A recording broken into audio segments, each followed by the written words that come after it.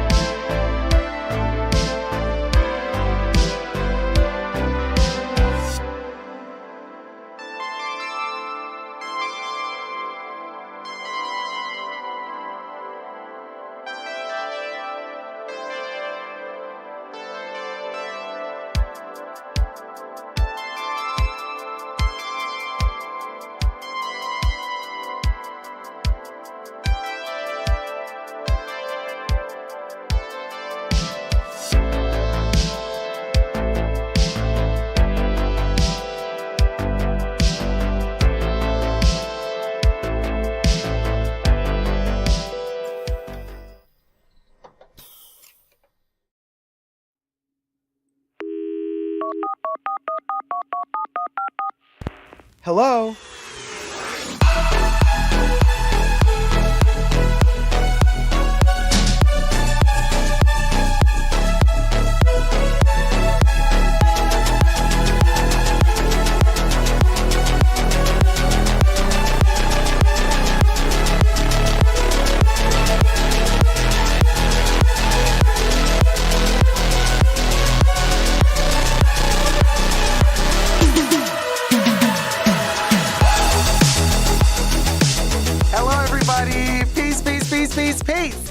Welcome to the Saturday live stream, and I guess for Australia, it's already Sunday or even Monday. Hi, everybody.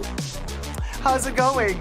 Welcome, Tanya, Strawberry, Suzanne Stop, Linda S, Kev, T-Pound, Gloria Ruthinos, T. Higginbotham, Joyful Remorse, Gosh Get Alive, Teresa McGuire, Brittany Heavenly 7, Kuro, David Anderson, Monarch, Tracy B, Steph, Apple Blonde, Jose Segura, Nat, Carla Tamez. I saw Debbie earlier as well. Andrea V, Zara Justina, Cassandra, Rosanna Navarro, Antonella. Hi, everybody. Hello. KDF. Hello.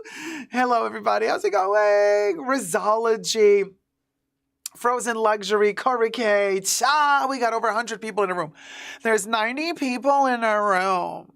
And only one thumbs up the video. What do you do with the other 99? Hi, YK. Thumb up the live stream. Gots to let you know we got 120 people in the room. Only 79 thumbed up the video. Now, I would really appreciate if we could reach 100 likes right at the get-go. Yeah, the get-go, right from the get-go. The gecko animal, but also from the get-go. 89, y'all. Y'all. 'Tis the season. Little teeny tiny pumpkin pails. What do I got in here today? Oh, no, trick or treat. Trick or treat. I got a trick. Darn. Damn you, Halloween tricksters. I got a trick. I didn't get a treat. I got a spiderlet. Oh, well. Maybe I'll have better luck next time. No, but I do have, look at this, look here there. Hashtag not sponsored, by the way. But I got little pretzels, a little trick-or-treat moment here with a glow-in-the-dark bat. These are adorable, little salty pretzels. That's what I'm going to be noshing on while we are live streaming, just letting you guys know. Salty pretzels in the shape of jack-o'-lanterns and bats. As we tackle the concept of fashion, the decay of luxury, darling, the end of an era, the Gilded Age is over, all of that while sprinkled on top we get some Kardashian trasharama to go with it. Boy, oh boy, what a journey, what a journey. Everything I say in this live stream is alleged, just my opinion, not rooted in any truths or facts, darling. And so begins our journey. DLCXX123, so excited to make a live. Love you, Jacob. Love you too, sweetie. And welcome to the live stream. 101 likes. Well, I never. Look at you guys in the first 10 minutes of a live stream. No, actually, no. 23 minutes? Have I been blabbering for 23 minutes already? What gives? Oh, no, wait. This was from before. This was like the intro as well, right? Hey, Diva Stylez. Stylez. I guess it's Diva Styles, right? Diva Style. Hey, Tyler. How's it going, love? Hey, Gosh Get Alive. D. Higginbotham. Tanya. De Bublé. T-Pound. So, 100 likes and he'll perform Strong Enough by Cher. Oh, boy. Absolutely a best.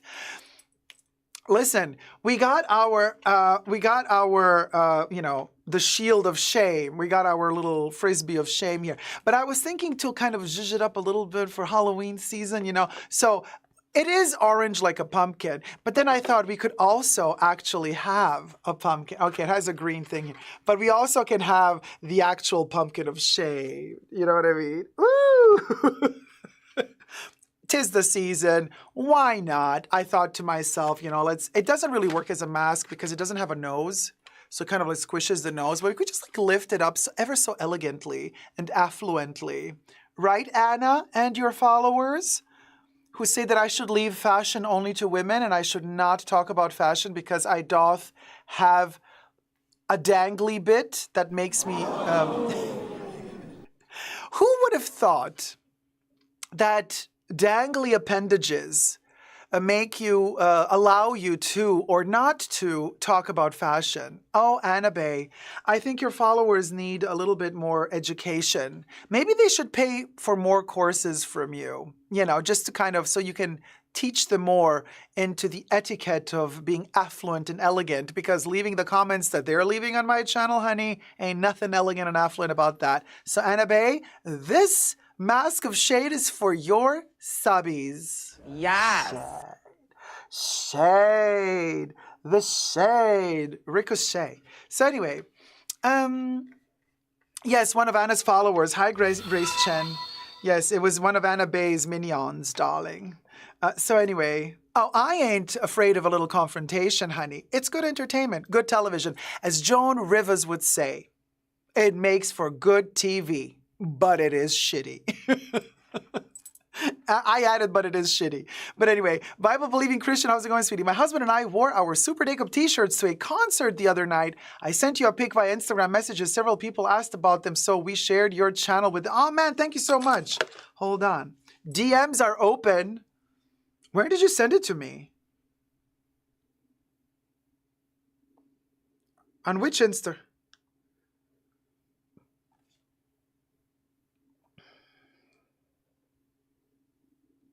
Babu, you did not send it to me. I got no photos. Which account did you send it to? Did you send it to my email account? Because on Instagram, I didn't receive anything. Just letting you know. Just FYI. I don't see them. They're not there. Can't see nothing. Not there. Not there. So Joan Rivers is our idol for sure.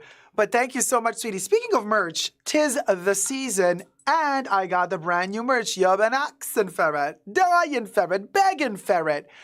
In 2021, we had the white lined out Halloween merch, always limited edition, always available only until the 1st of November. 2021, there was a limited edition. You loved it so much. So in 2023, we brought it back. Of course, not the same because it's limited. It's different. It's updated to today's times. And here is the 2021 version. The Super Jacob merch. This is the 2021 version. With me with the crop and fear of missing out and falling for the journey. Now, the modern version for 2023 is updated for all of the modern giblets. Oh my God, it's here.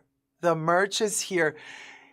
This is the modern version of the merch. My skeleton also has the infamous ring phone. Like the skeleton is on the phone talking.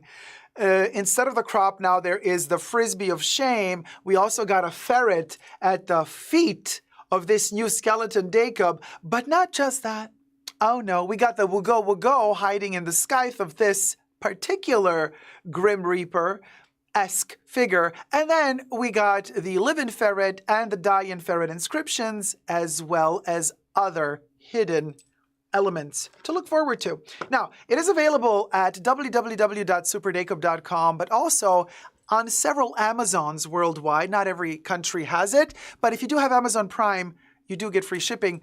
And if you are purchasing from www.superjacob.com and you are a Tier 2 YouTube member for my channel or patron, you do get a coupon code that gives you a 15% off. Coupon code, you can find it in the community tab on YouTube for the Tier 2 members, posted there. And for Tier 2 patrons, the coupon code is posted on Patreon. Superjacob.com. Oh, that's just a banshee I keep in the closet. She's a friend. Don't you fret none. Don't you fret none. And furthermore, you can also, if you're watching the live streams often and you are a subscriber of my channel and you are in the live chats, believe it or not, the system is set up for you to collect points. The longer you are watching the live stream and the more you chat, the more points you get. You can redeem those points to get a voucher or a coupon code to get from 5 to 10% off of the merch as well, just in case you're interested. Otherwise, you can redeem your points to play games with your other fellow co-chatters. You can also snatch points away from someone if you challenge them to a duel, and then Bubbles kind of draws the dice. It's a 50-50 chance. You either win or lose your points. Somebody can snatch them from you, or you could snatch it from someone else.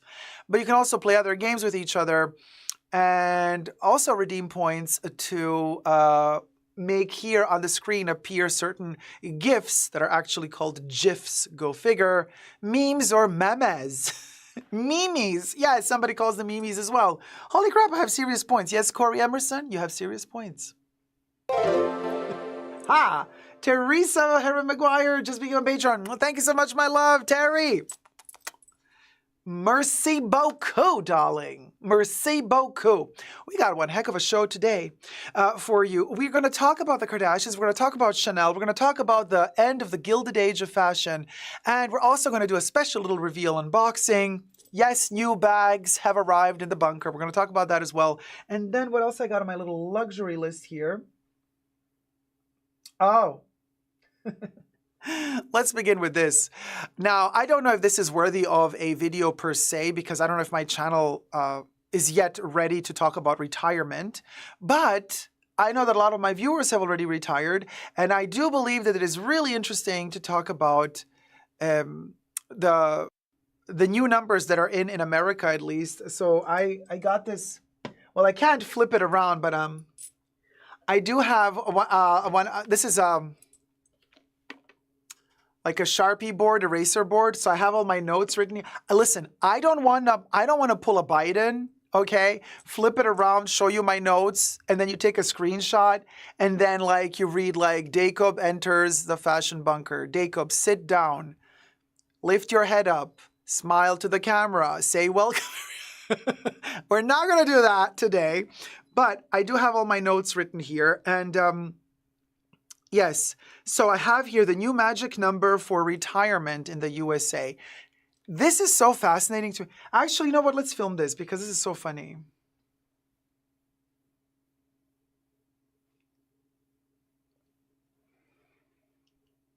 Hi everybody, Jacob here. Welcome back to the Fashion Bunker. Listen, we always talk luxury here. Fashion, luxury, bags, the shebang. You call it a Chanel, I'm here. You call Hermes is burning down, I'm there. You say Gucci has a new artistic director, I say, and so on and so forth. But we are getting older. I am a vampire, 237 years old, so I'm going to live forever technically, but we'll go. And some people have retired, right? There's retirement going on. We can make retirement also a luxury. How, you might ask yourself? Well, apparently, and I have my notes here, and I do not want to pull a Joe Biden on you. I'm not going to flip my notes here on my little Sharpie board so you get to read me like, sit down, say hi, say goodbye. No. The embarrassment we shall spare ourselves. But I do have a new magic number that I've researched for USA retirement. A magic number, you say? This is fascinating. This is fascinating. And what is even more fascinating when we get to all the details, it is way more comparable to luxury bag prices going up than one would expect. And here I am sitting and thinking to myself, so retirement is becoming a price increase sort of a situation. Yes, turns out more than you think. More than you think. First, subscribe to my channel if you haven't already. Push the join button next to the subscription button. Become a member today. Gain access to extra perks. And thank you to all my members and patrons who have already pledged. You can also join me on Patreon. Super Jacob, all spelled together there as well for extra perks. This video is being filmed live in front of a live virtual audience. I doth live streameth several times a week. Come join the live chats. Welcome to my co-chatters on the sidebar. So nothing to be ashamed of. You know, retiring is a cool thing. Finally, you've earned it. It's a moment to say, let me chill. The kids are out of the nest. They're doing their ditty. They're doing their jobs. You know, we're going to deal with paying for universities later and the loans and the student debts. But for now, I am retired and I'm just going to chill, Bill. Well, Am I though? Well, apparently, according to several institutes in America that do these researches, they've come up with a number that apparently, like most Americans think, is the correct amount that you need nowadays if you want to retire. Can you believe? I'm a little bit shook by this number, and I doth have it here somewhere. Northwestern Mutual reports. Are you ready for the number? First of all, thumb up the video if you're liking it, subscribe to my channel. And also in the chats here on the sidebar, but also my co-chatters now let me know what your thoughts are, but also in the comment section down below, if you're watching this video later, what do you think is the right amount of money that Americans today should have in 2023 if they're retiring this year? So Corey Emerson in the chat says 2 million. Kev says 5 million in cash. Well, the cash part is only if you're a vampire because you can't really use banks. They're going to realize that you're at a certain point way too old to still be alive for a human being. So cash comes in handy for us vampires. But does it come in handy? Not really. Steph says 3 million. Interesting. Straw Betty says 750,000. Ha! Well, Antonella says 3.5 million. Kuro says, I always thought it was 1 to 2 million. Soha Idris says something very clever. Depends on the lifestyle. And Gloria says 1.2 mil. Dalla says Jesus says $5. Depends on how long you live. Elder care gets expensive, says Carrie. T-Pal says, it's not what we have, it's how fast we spend it is the trick to getting through retirement to kicking the bucket. 1 million, says Jen. I can't count all the zeros. Maybe you said 10 million or 1 million. I'm really bad with the zeros. Corey K, 1.5 mil. Irina Van Ronkel says 100,000 annually in passive income. Teresa McGuire says 150,000. Mr. Puppy, 3 million. Well, the one that came closest to the answer is Kuro and Gloria Recinos. And in the comment section down below, we shall see later, but in the live chats, it's you two who came closest. The survey by Northwestern Mutual comes to the conclusion that it's $1.25 million. So you're going to retire in the United States of America.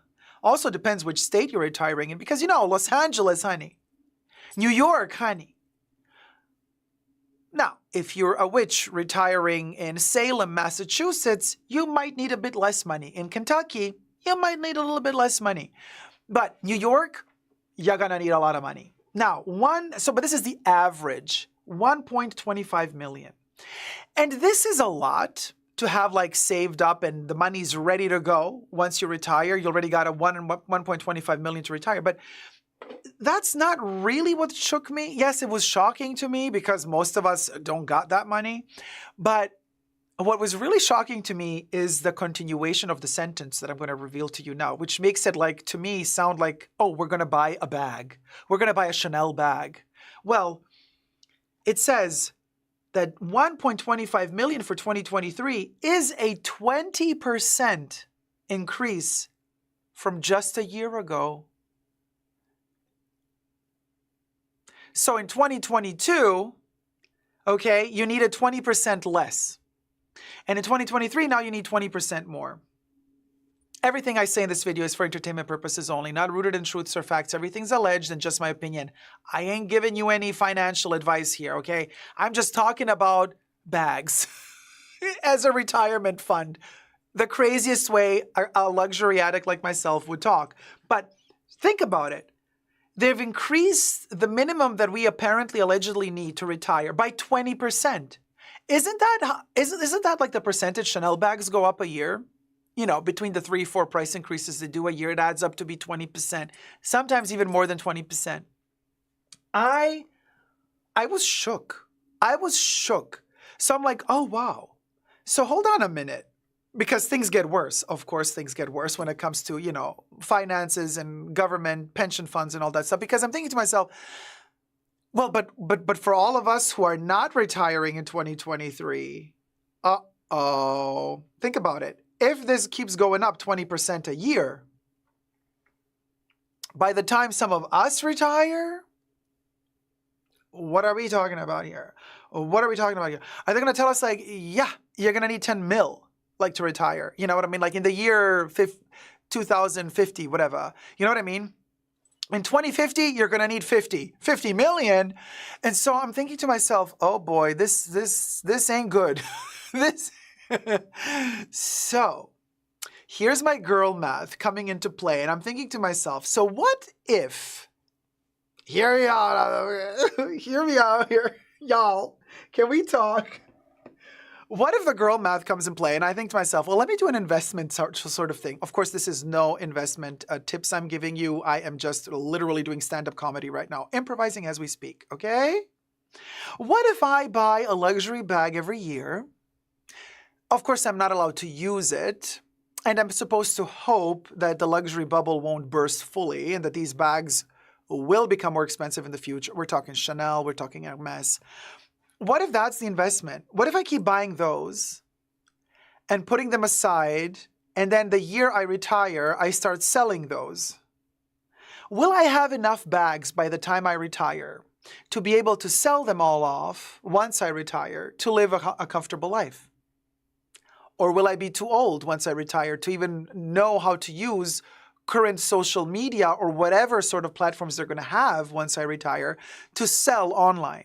Will I even be allowed to sell online? Are there going to be new laws and regulations? Is everything going to be much stricter? Is capitalism going to advance to the point where these brands will finally obtain their big dream and desire to forbid pre-loved sales? You see, that's the poker game here. We don't know. We simply do not know if when we buy a bag today, if we want to store it away, keep it for a rainy day to sell it, what happens if that one day arrives and laws have changed and you're not allowed to resell it? It's bleak. It's bleak. Either way we put it, for luxury fashion, how do we do this, you guys? How can we turn our luxury obsession into revenue? This is what, listen, I've been working on this for months now. How can we turn this luxury obsession into money making instead of just money spending? And yes, we've had this conversation last week. We were talking about it, right? We were talking about, stop buying Louis Vuitton bags, start buying LVMH stock instead. But then as somebody shrewdly pointed out in that video in the comment section, and go check out that video I just posted a couple of days ago, somebody said, you know what? We'll go because we're talking what? The regular people like us, like buying stock. You ain't never going to buy enough stock to make real money out of it. You got to be a millionaire to make billions. And so if you're going to be buying 1, 2, 3, 10 stocks, that's not going to make you rich. You got to play in the big boys and the big girls ballpark if you want to make the big money. And I thought to myself, well, there is, I guess, yeah. I don't know. I'm not a stock market person. You can't really wear stock like a little cute little bag, you know what I mean? So like stock, you have to really, it's invisible. It's just about the money. Money, I know it's important to live, but it never really interests me because it's such an ugly thing, dirty piece of paper. Or, well, now it's almost always digital. So it's like you can't really do anything with it. Yes, it gives you access to amenities and luxuries, but like, I never understood the people that were obsessed with just money. They don't care about anything else, They don't care about aesthetics. They don't care about what they wear. They don't care about, shopping, spending time researching for beautiful little things, little knickknacks. No, they just care about the numbers in their bank accounts. And it's cool to have big numbers in your bank accounts, but like to make your entire life revolve around numbers? Jeez. It's just not me. I'm sorry. I know money's important. I'm not spitting on money. I get it. It's important, but it's just not me. I'm not that person. I'm not that exactly, frozen luxury. Money is like, in baseball cards. Okay, you see, I was going to say money is like baseball cards. Like, I don't care about baseball cards. Like baseball cards, you know what I mean? Like there's people who care about them, people who don't. I don't. I care about garbage pail kids. Coincidentally, Topps makes the baseball cards, but Topps also makes garbage pail kids. It's like Topps knew that there was going to be a person like me. And so they made the garbage pail kids cards just for me, while the majority of humanity got the baseball cards. And they're like, for the freak there in the corner, here are the garbage pail kids cards. You can't do anything with them.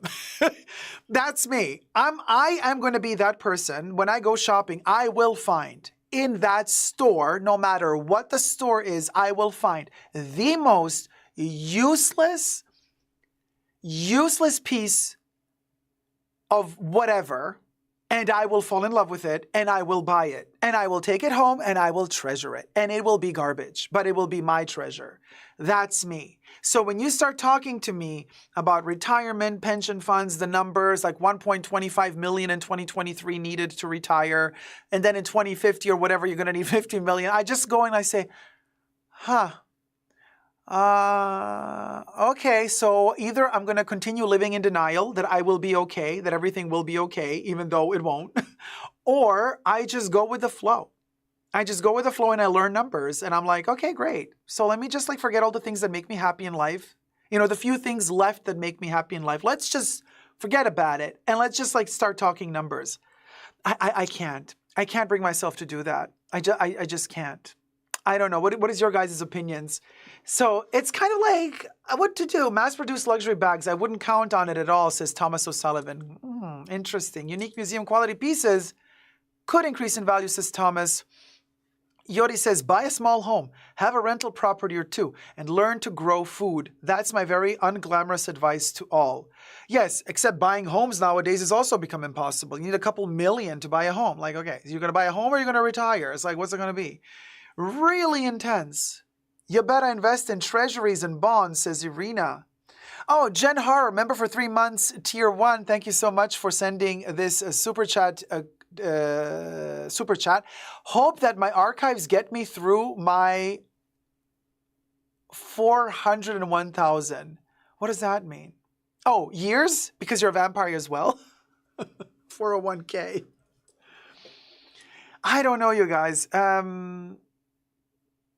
My problem is I'm a step worse than the garbage pail kids and I'm a tattoo collector. Can't sell those. Oh, Jen Horror. Yeah. You can't sell those. No. Really, really tricky. And have you heard like the scary stuff, like allegedly everything, but businesses are doing really shady things. Did you hear the news about Walmart hiring like elderly people that need extra money? And apparently, allegedly, they hire them, but they have to sign off a contract that they allow Walmart to take out a life insurance policy on them. So they let them work. They're hoping that they're going to kick the bucket soon. So Walmart cashes in a ton of money after they die. For them, it's a win-win, right? Because they hire you when you're super old. You sign off the rights you waiver those rights. You allow them to open up a life insurance policy on your name. And they let you work for a couple of years, you know, your last years of your life, slaving away at Walmart. And then like they cash in allegedly on the life insurance that they get. Check it out. You go to Walmart. How many elderly people are working there? And you're going to be like, hold on a minute. What's going on here? Joyful Remorse in the chat says lots of companies do this. Let that sink in. These multi-billion corporations, they got their pension funds and pension plans all laid out for them. Perfectly clear. What about the rest of us? I think it's time to stand up and fight for our rights. What do you say? Thumb up this video if you liked it. Thoughts and prayers down below. Until next time, thumb up the video, subscribe. Love you loads. Bye. Mwah.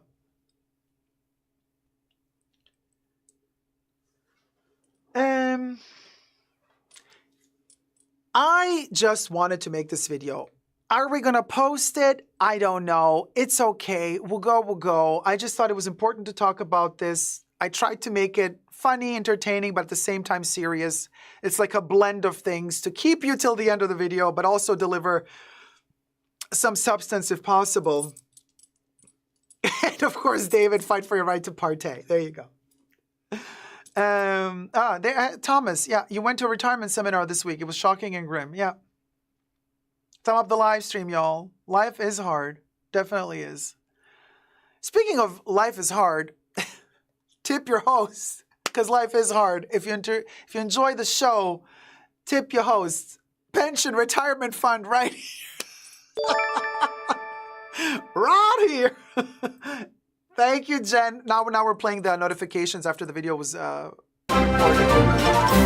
Oh, Mr. Puppy. Oh, I appreciate you too, sweetie. Mr. Puppy donated $25. Appreciate you. Now we got the cotton candy. Oh, Teresa McGuire, my love. Thank you so much, Teresa sweetie. McGuire donated $100. We're going to shoot 2 cotton candy cherry poppers. And yes, the green screen is really kicking in today. Look at this. It's very alien. So, here goes. First, Mr. Poopy. Hit it, Bubbles.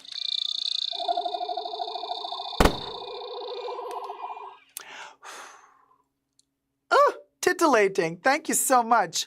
And now we shall also do a cotton candy cherry popping moment for Teresa McGuire. Here goes. Bubbles, are you ready, darling?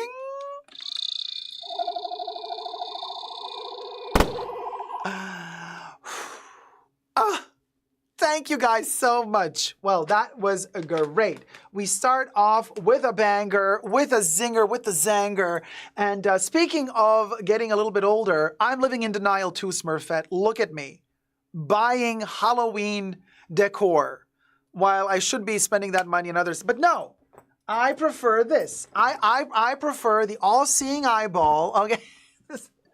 This is what makes me happy. I bought a ball. I bought an eyeball that also almost knocked me out because, like, I had to blow the air into this myself. My lung capacity has been tested, but I'm glad to say I managed without fainting. Almost. But we got the huge all-seeing eyeball, and that's kind of like, that's the stuff that I buy when I go to stores, okay? That's what makes me happy. Oh, the poverty. But anyway, speaking of age, so Madonna started her tour. Let's talk for a minute. So she started her tour, the, what's it called? The rendition tour? The conservatorship? No, like conservatorship tour. Oh, Yachty, my love. Thank you so much. Yori donated $5. 20, heart. Oh, 20 heart to you too. XX Bubbles, not 20. Bubbles is a Roman. Are you ready, darling? Hit it, Bubbles.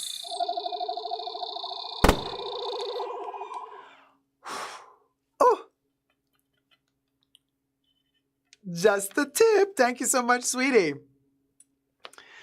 It's the little things that make us smile, Tracy B. I completely agree with you. So basically, this is the deal, right? So she starts her tour. I mean, I can't believe I called it the conservatorship tour. Okay, let me like... It's the celebration tour. Yes, it's a celebration tour. I just spat my drink. Bubbles is a Roman. I know. Nay. I mean, it's like XX. And Bubbles is like 20 heart. So, oh, please, Madonna, give it a rest. We all know why you were in the IC. Anyway, Yankee Babs. So she starts her tour in lingeries, and she has this ginormous knee cast on one leg. I'm like, this is the opening night of the show. And you're already in a ginormous knee cast, which, by the way, isn't even black. It's like a blue color. Like they didn't even have the time to match the knee cast to her outfit. Oh, my love, thank you so much. D. Higginbotham donated $10. Heart, heart, heart, heart, heart. Thank you so much, sweetie. Why doesn't Bubbles read the question marks? How bizarre. Bubbles, hit it.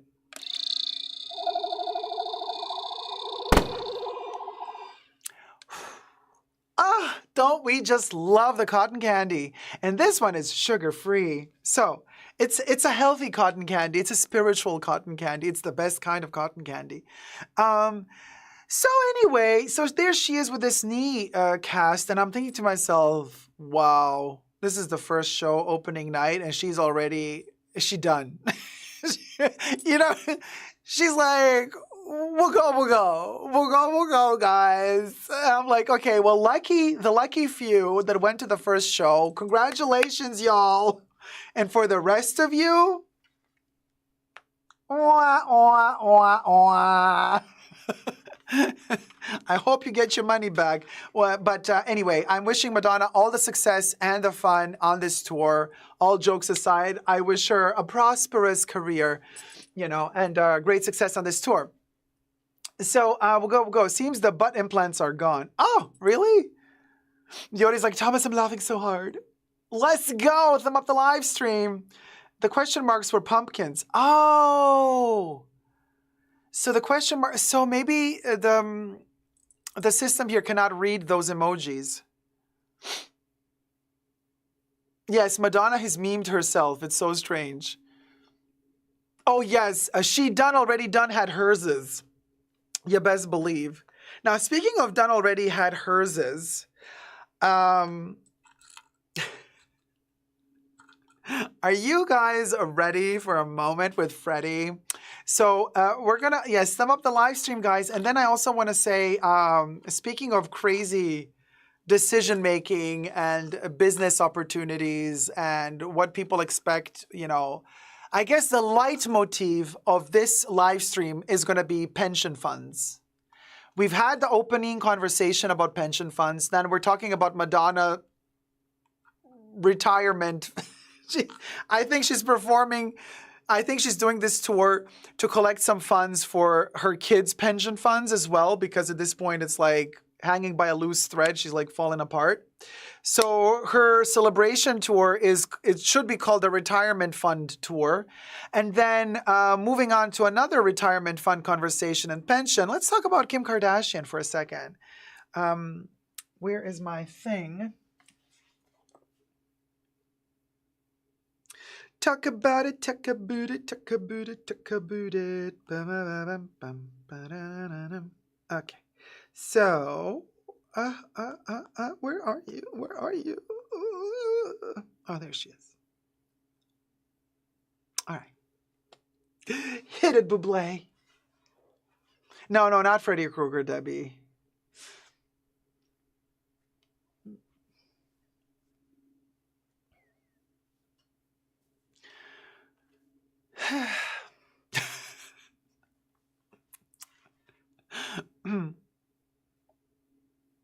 Hi, everybody. Jacob here. Welcome back to the Fashion Bunker. So we're going to talk about Kim Kardashian.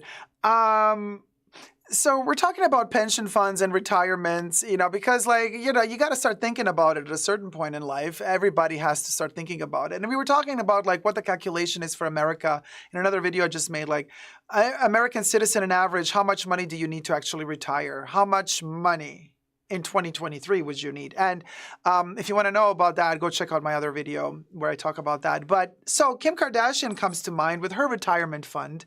Does she have one though? Well, it appears that their momager kind of took care of all the kids when they started the Kardashian closet with a K, honey.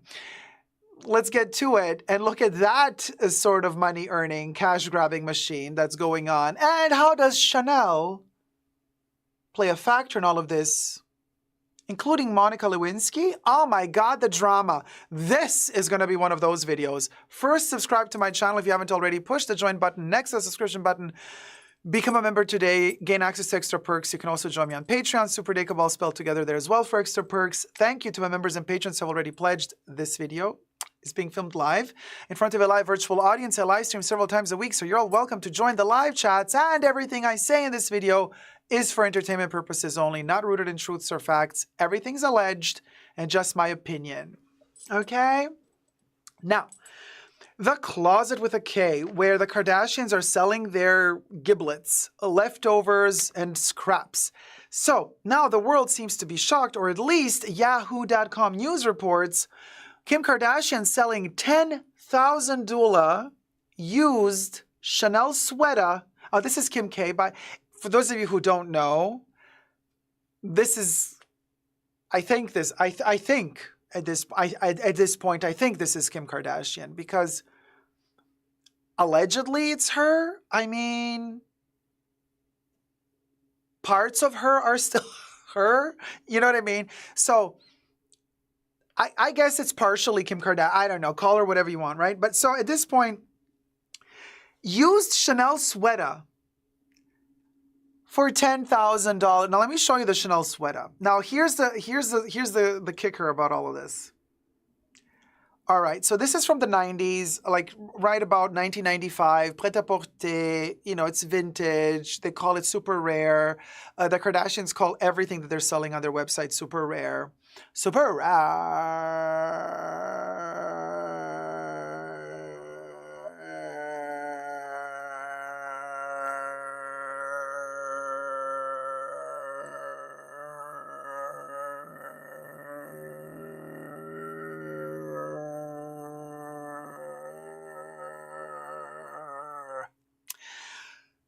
How about that for a vocal fry?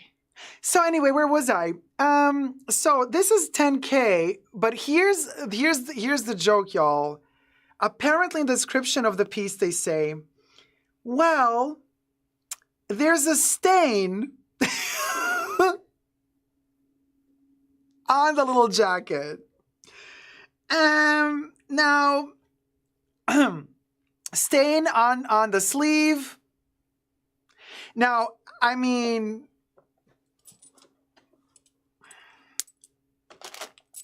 I guess the sleeve is kind of close, right? To, you know. Anyway, the stain is on the sleeve. And then they're also saying that there's a little bit of a rippage going on in the lining on the interior. So like this thing is used and has been going through it. Okay, this piece. But she wants 10,000. And yeah. Yeah, extremely rare, limited edition style, Karl Lagerfeld for Chanel, Spring-Summer 1996 runway, bubblegum pink velour, collarless cardigan sweater with CC logo, burnout debossing, pink and silver tone metal CC buttons, and front pockets, snap button closure. And then it says minor staining on sleeves. A few buttons have minor cracks, but are still functional. And there is pilling on the inside lining. If it has all these issues, why still try to sell it for such a high price? And the article is like asking, like, are you buying? Now, you guys, the real shade begins when I hit the comment section of this article. The comments are savage. People are calling her out all the most vile names, but most importantly, everybody's mentioning like the stains. Oh, is this the outfit she was wearing when she was shooting the video that made her infamous? Allegedly, and are the stains from that dude? And Monica Lewinsky's name was dropped, honey. Dropped in the comment section. Like, people were throwing shade at this. Somebody said, oh, hell no, even if they gave it to me for free, I don't want the STD. Stepped on a bee, went over a tree, didn't want to catch an STD. I mean, we had everything in that comment section. It was freaking insane. Ring, ring, ring, ring. Oh, ring. Hello? Monica Lewinsky? Hi. What? Oh, you're not Monica Lewinsky. Who are you? You're what now? You're the stain on Monica Lewinsky's dress? Okay. So never mind, like, how can you grab a phone and call? You know what? I don't want to know. You've probably assumed a life of your own. Okay, so it's basically the stain calling me. All right, then. Well, I'm glad you're watching. So, well, what do you think of? Uh-huh.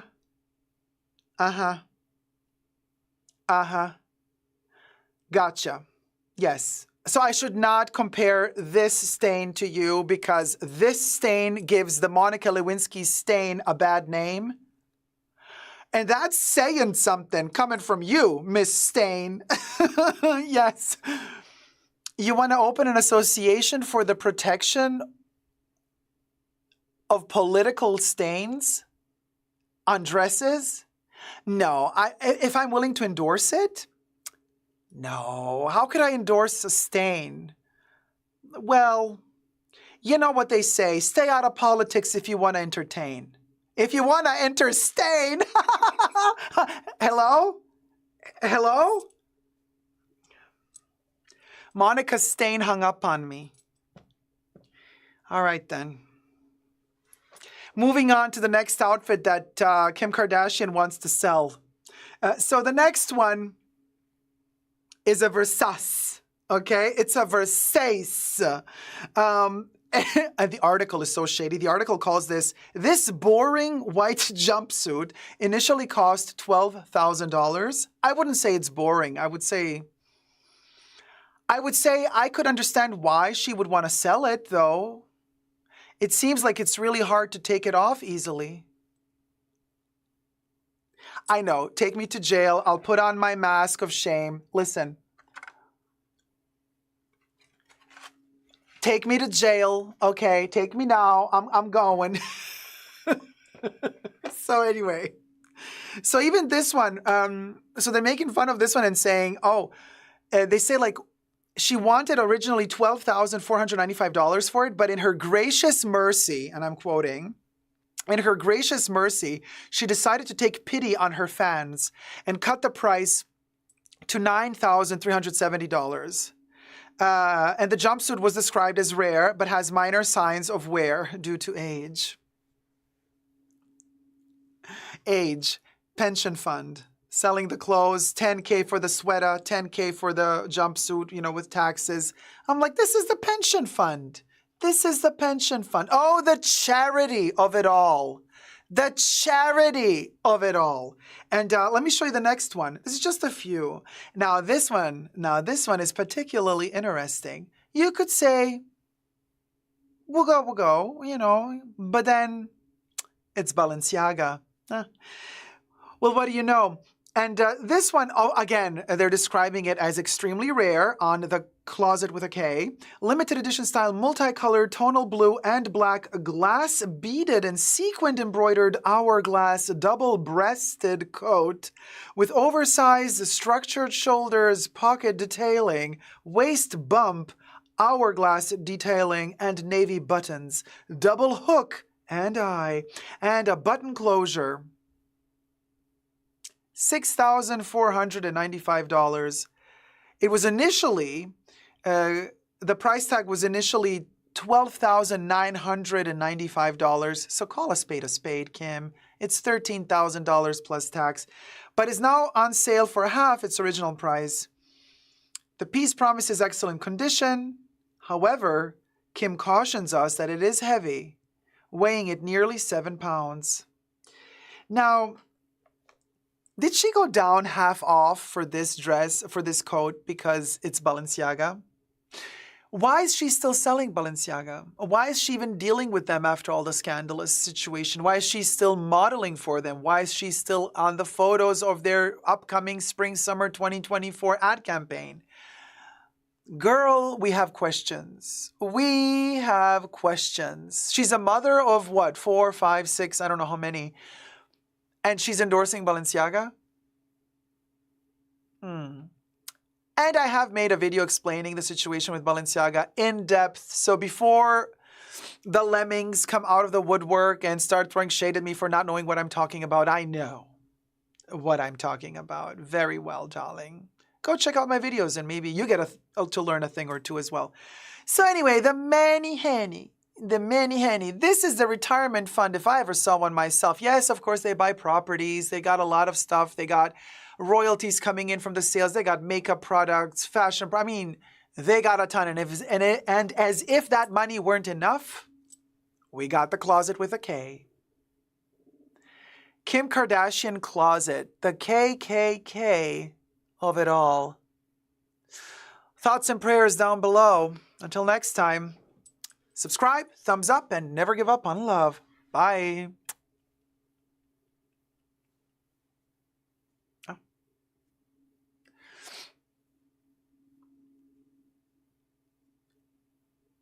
Joan said that Monica should have come out with a line of vacuum cleaners since she knows how to suck. Oh my God, Joan, we miss you. We miss you. We miss you, Joan. Oh man, that's such a Joan liner. I mean, you guys. That's a good one. Thank you, Yankee Barbs. That's a good one. Oh man, Joan. What a broad. What a broad. Seriously. While we're still, you see, she left with a bang. You know, she was still working. She left, it was her time to go. Well, it was not her time to go, but she left prematurely. But she didn't even had to wait for retirement. What a way to go, before even the pension kicked in. Way to go. No retirement fund needed. And continuing the conversation about retirement fund and luxury, let's talk about the end of a gilded age. A gilded age is fading for luxury brands. Let's record this. Such a moment, such a vibe.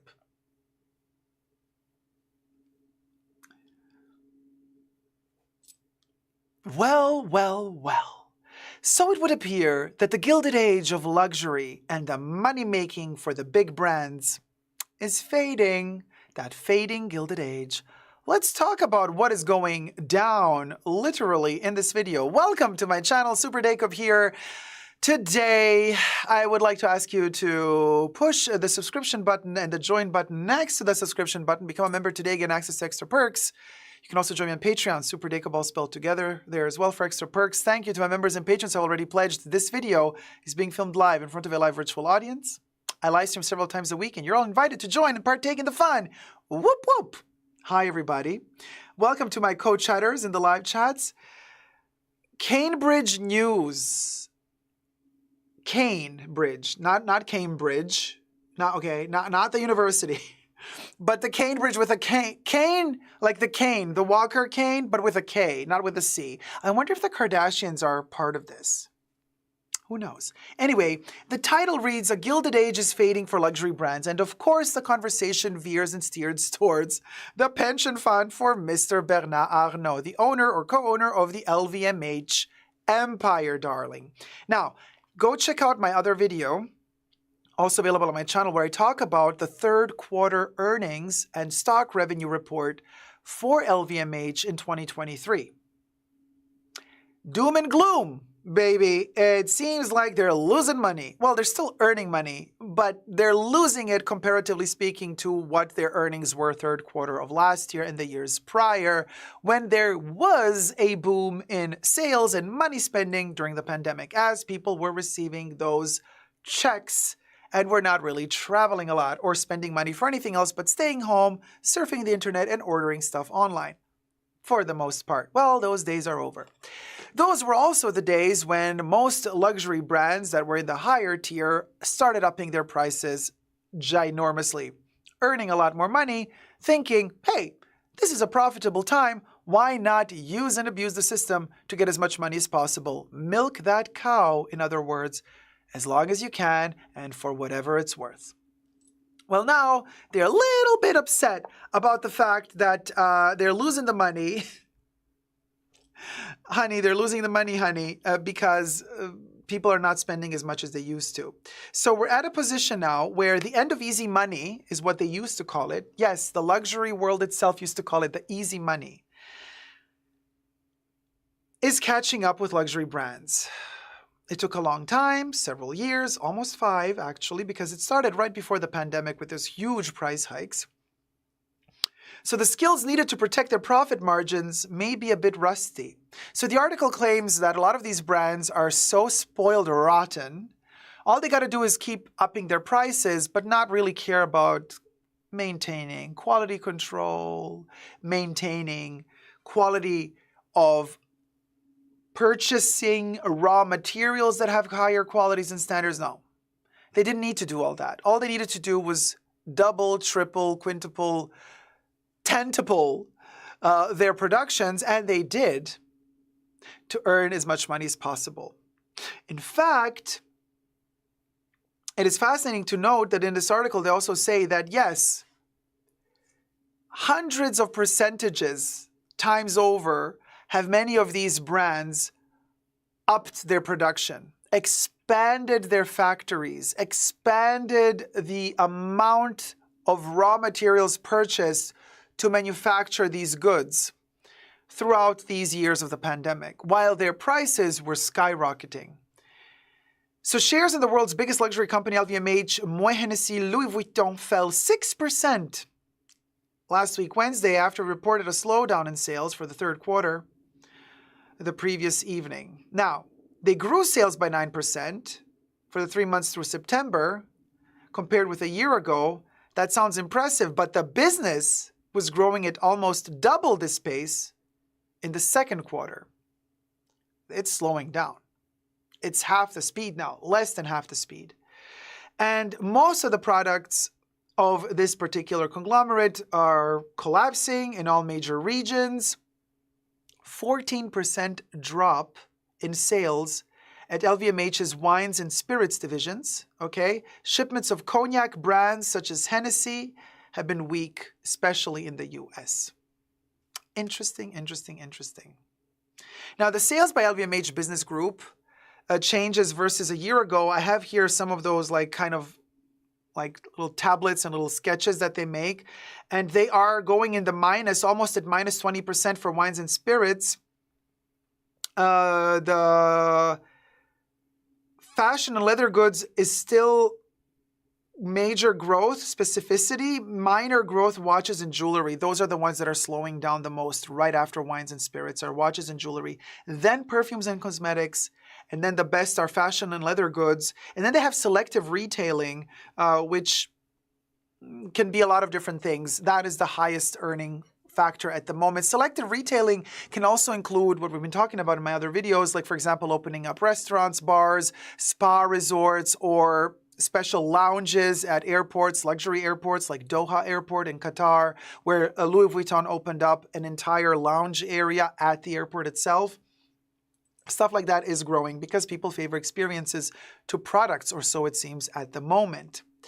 Now, interesting that this article mentions that the slowdown is no longer limited to aspirational shoppers. And as aspirational, we understand what the luxury industry means: poverty. Okay, underneath the middle class, because middle class is dying out anyway. So it's like the person who cannot afford the big sale ticket item. So they're called aspirational. It's kind of like a nicer word to define poverty, in other words, which is also really, really ridiculous on their end. As the industry lingo frames less wealthy buyers. This article. Well, and you say it. Why can't you say it? Why don't you want to say it? Why do I have to read the slowdown is no longer limited to aspirational shoppers as the industry lingo frames less wealthy buyers? Less wealthy, aspirational. Call a spade a spade. Poverty. Poor. It's a word luxury does not want to pronounce ever because they live in denial that the poor cannot afford their shit. The poor can, and the poor that you've been milking for whatever they're worth have been supporting you, okay? And have been allowing you, Mr. Bernard Arnault, to walk to the bank grinning from ear to ear with your bucket loads of money and coins. So call a spade a spade. You're not even giving the minimum amount of respect, not even in this instance. You're milking that cow for whatever it's worth, and you still don't want to call it by its name. I find that despicable. There, you wanted an opinion, you got one. This really irks me, but it's just my opinion. So anyway, now, sales of LVMH's expensive watch and jewelry brands were weaker than analysts expected, and wealthy European consumers became much cautious in the third quarter. So even the Europeans don't care about LVMH anymore. Interesting, interesting, interesting.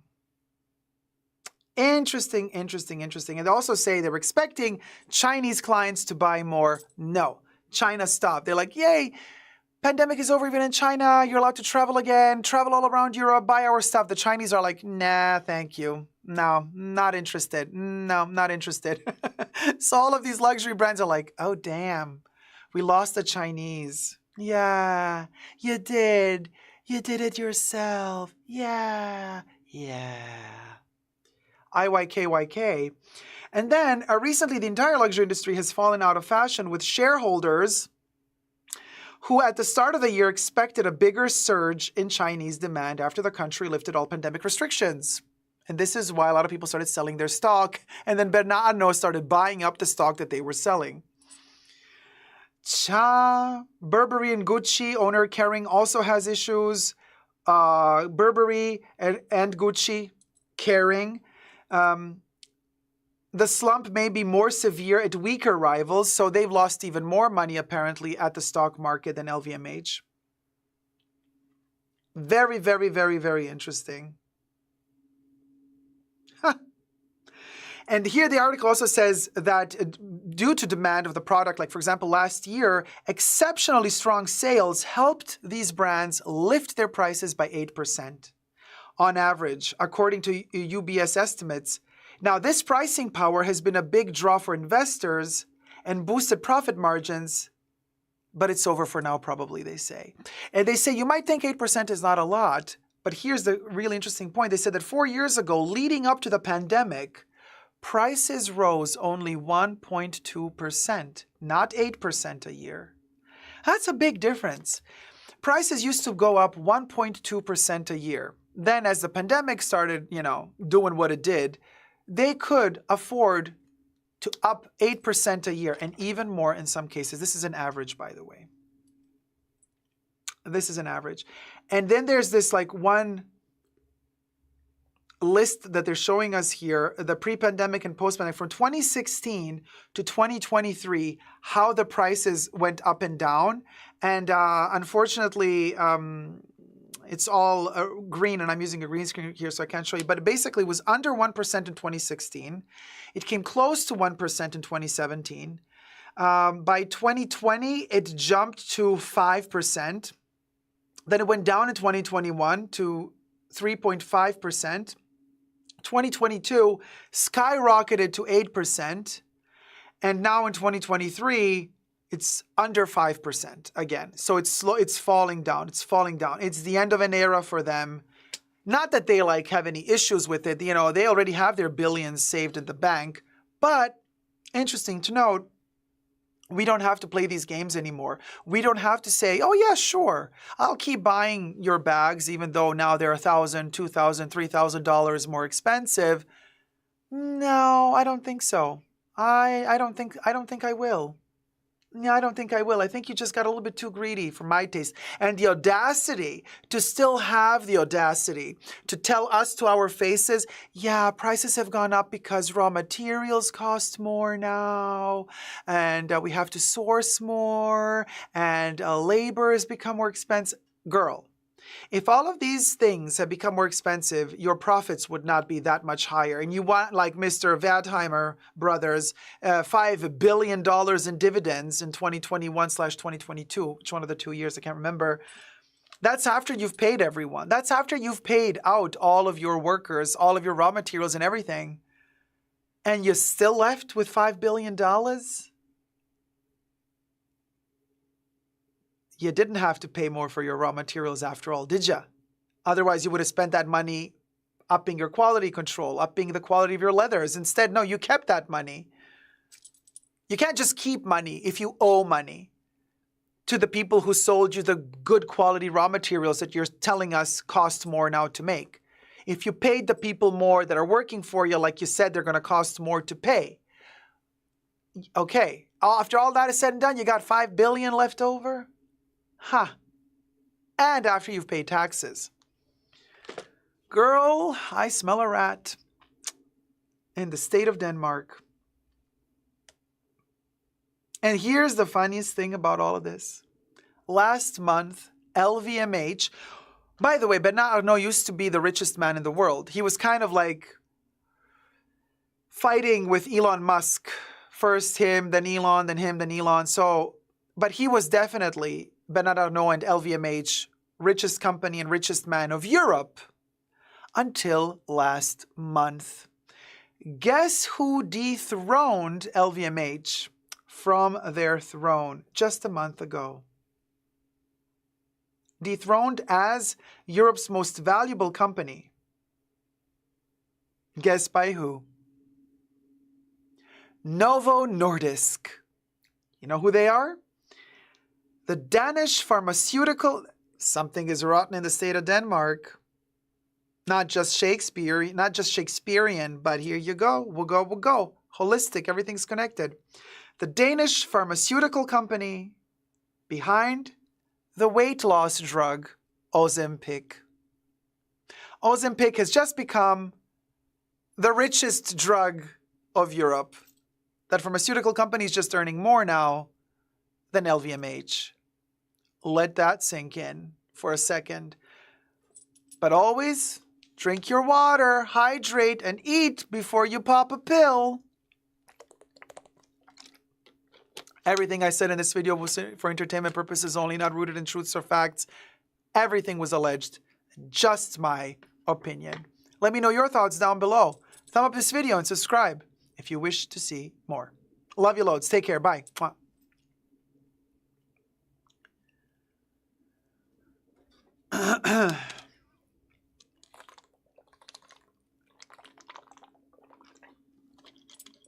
Cha. Whew. I'm on a roll. We'll go. Oh God, it's queuing luxury. Oh. Hold on a second. Where did it go? Where did we go from here? Okay, there we go.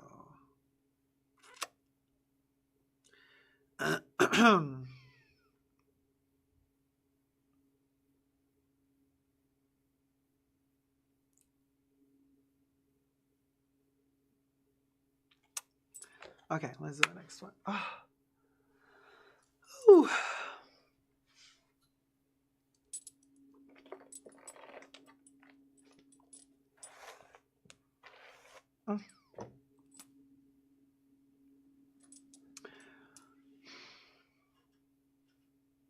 Hi everybody, Jacob here. Welcome back to the Fashion Bunker. I have a question for you.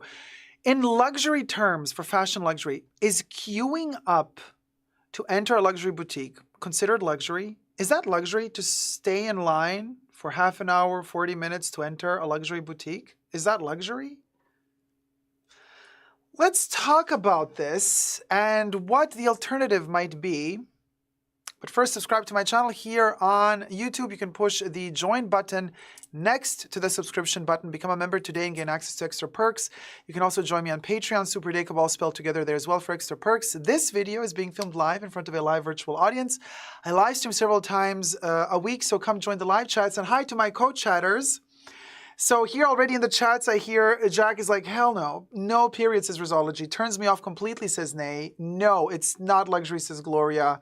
There you go. Thumb up this video if you're enjoying it thus far. But listen, here's the thing. I've been thinking about this. Standing in line, you know, you can either be lucky and you have a rapport, like a relationship with a sales associate from a certain luxury brand, and then you write them, you know, WhatsApp them, DM them, whatever. I don't know what sort of connection you have with the person, and you tell them, hey, I'm in town, I'm around on that day. Are you going to be working that day? I'm interested in coming in to look at stuff, blah, blah, blah. And then they tell you, oh yeah, sure, here, let's make an appointment, 3 p.m., come by, you know, I'll leave your name at the door, just like in a club. And there's that. You can be lucky and have a relationship with a sales associate, and then you have your appointment, and then you could kind of circumvent the whole waiting in line to enter. But most people are occasional shoppers. They're not really return buyers all the time. So they don't really just write the person and always tell them like, hey, you know, I'm coming by to buy more. They just want to buy one thing a year and then they're good to go. In that case, you got to wait in line. And you got to wait in line for a long, long time. And this is a problem for many because it just doesn't look good. It feels really weird. But most of the time, these luxury stores, while you're waiting in line outside, inside it's empty. There's like 2 sales associates and 2 people shopping around. And there's 1 sales associate per person. Now, many brands have been saying throughout these years, mostly since, you know, we started shopping again right during the pandemic when the restrictions started loosening up a little bit and people could start going shopping. They would like kind of say, the luxury shops would say, you can't really enter. It's 1 person per sales associate. We got these restrictions. They kind of kept these restrictions even now when there are no more COVID restrictions. So they're still not letting people really in. And a lot of these brands have said in their defense, oh, we're doing this to avoid all of the theft that's been going on. We really want to have 1 shopper per sales associate so that the sales associate can dedicate all the time to them, but at the same time also so that the sales associate can keep an eye on the people shopping and so that there's no shoplifting going on, you know, not that there's like 20 customers in the store, but there's only like 5 sales associates. What are you going to do with the other 15 shoppers that are just walking around potentially, you know, snatching stuff up? I mean, and technically they're saying, well, what are you going to do? We can't even like, you know, hire too many of all of these security guards to take care of all of this situation because, you know, you can't like hire 15 security. You could, but they want to save the money. So they're saying this, and yet it's interesting to note that some brands have started implementing ways to allow you to shop and check out on your own. So apparently some luxury brands are now allowing you to enter and browse around even if you don't have a sales associate with you. You have to wait for a sales associate to actually be allowed to touch things and see things and ask for another shoe size so that the sales associate goes into the back and fetches the shoes. Hermes started doing this a while ago in some countries. I've been traveling a lot lately, so I've noticed this. They do let me enter always, but the sales associate isn't ready. So they say, you can come in, you can browse, just don't touch anything. When the sales associate is ready, they'll come and then you can tell them, I want this, this, this, and this, and this to try on this and that. And that's luxury. But then non-luxury brands are the ones that are really advanced. Zara, for example, started implementing these RFID chips inside of their clothes. And remember, I made a video about this on my channel a couple of months ago, super scary because I found it sewn underneath the Zara tag on my shirt. It was hidden. I took the tag off because it was scratching my back. So I like cut the tag off, and as I kind of cut the stitch off the tag, underneath the tag was a microchip. And I was like, what the hell? I don't want to have a microchip on my, I don't want to have a microchip on me, but then like on my back, like what is that thing doing? It's terrible. Well, apparently these RFID chips are now being implemented for self-checkout. But a lot of these brands are saying to even, because most of us, when we're forced to do self-checkout, we always make a mistake and we scan something and something is not working. It starts beeping in a wrong way. And then we say, can I have a sales associate come or somebody help me out? And then they have to come and help you out. And then they end up scanning it for you. It's always the same story. Well, now apparently these chips, basically, you don't have to scan anything. You just put the lot of stuff you have in a basket, and the basket automatically knows exactly what you have in the basket. You don't have to take one thing out at a time. You just put the thing on the tray. It tells you immediately, this is your amount. You swipe your card or you put your phone on it, takes the amount, you're done. You can go.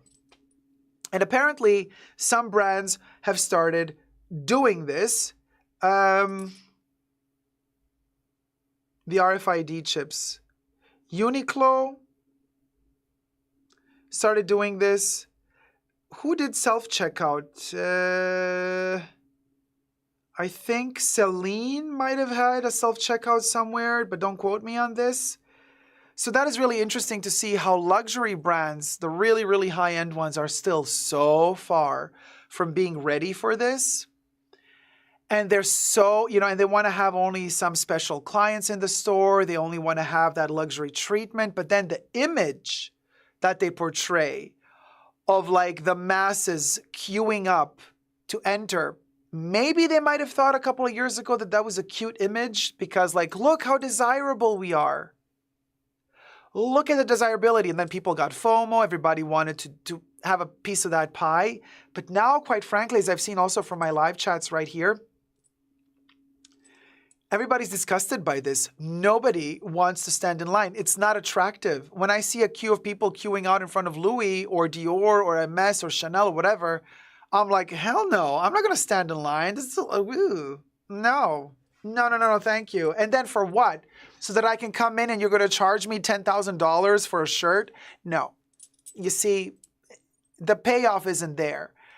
It just isn't there. I'm sorry. So I have the feeling that these brands thought for a minute, oh, this is going to be really exclusive. Look at this image we're giving out that people are standing in line, loving us so much that they're ready to sacrifice their own time to come into our store to buy subpar luxury products. Allegedly, everything I say in this video is for entertainment purposes only, not rooted in truths or facts. Everything's alleged, just to be very clear, just my opinion.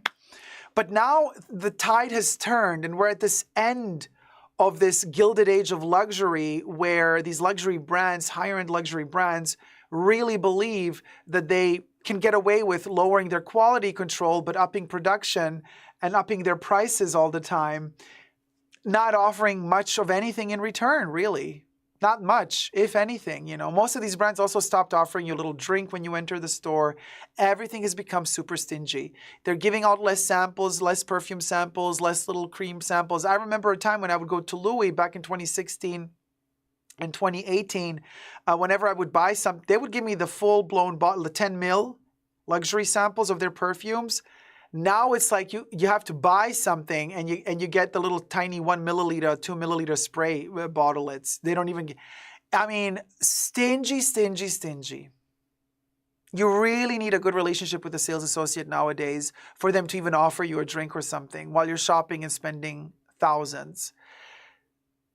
So not only is the quality control become worse, not only are their leathers, looking at you, Chanel, become, in my humble opinion, terrible, but now they also expect you not only to spend an exorbitant amount of money for stuff that's not worth that money, in my opinion, but they also expect you to spend your time, your precious time, that once it's gone, you'll never have back again, waiting in line for 40 minutes or over an hour to enter a store where, if you're lucky, the sales associate is not stressed, so they'll be nice to you. But if you're not lucky, they're going to be a total douche to you.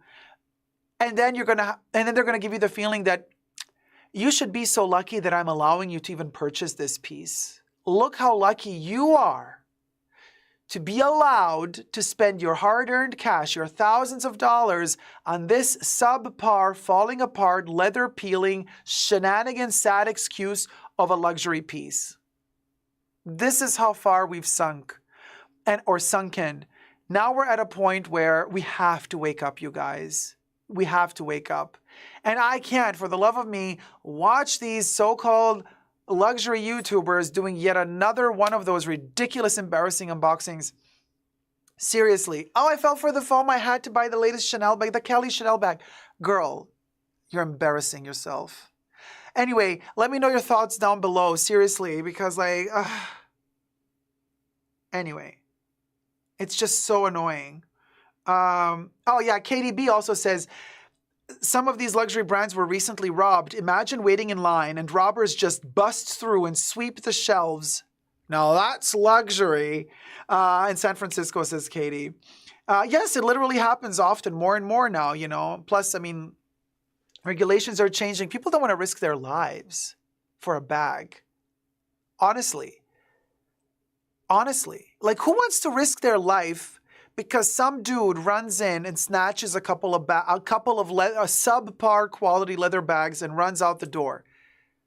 And what am I supposed to run after? For what? My salary isn't high enough. I can barely make ends meet.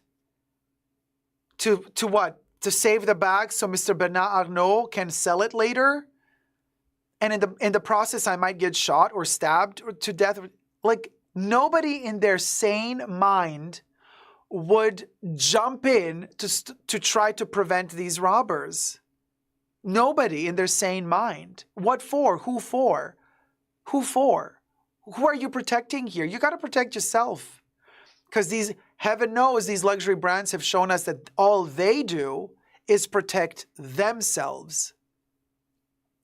So learn from the rich and start protecting yourself. Let me know your thoughts down below. Love you loads. Thumb up this video if you've enjoyed it. Share it with others. Spread the word. It's a grassroots movement raising awareness and waking up. Subscribe, thumb up the video, and until next time, never forget to never give up on love. Love you loads. Bye. Mwah. We'll go. KDB says, I picked up a bag in store. I ordered online and made them repackage it in a plain brown bag to minimize any attention.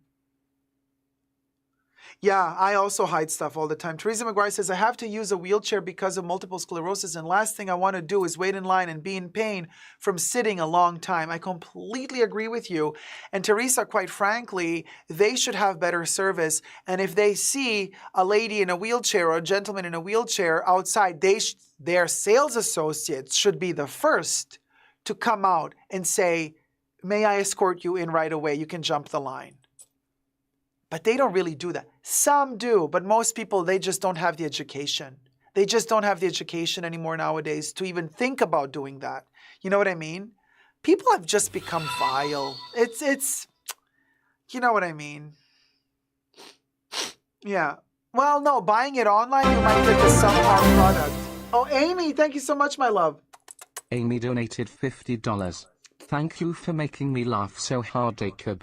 I was so depressed and you brought me back to life with the KKK segment. Girl, the shade. Oh, thank you so much, my love. Don't be depressed, sweetie. Come on. I'm going to pop a cotton candy cherry for you. Here's one in your honor, sweetie. Hit it, Bubbles.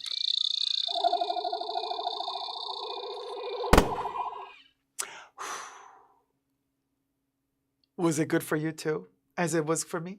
I enjoyed it quite a bit. So there you go. Katie B says, I make my sales associate inspect it in the store before I pick it up.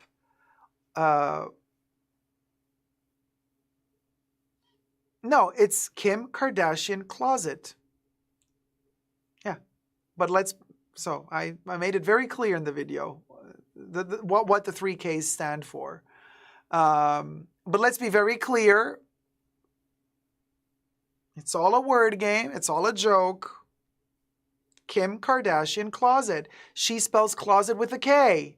What am I supposed to do? That's literally how Kim with a K, Kardashian with a K, closet with a K. So, Corey says, I use a wheelchair too, and honestly, it's a safety risk for us to sit out there.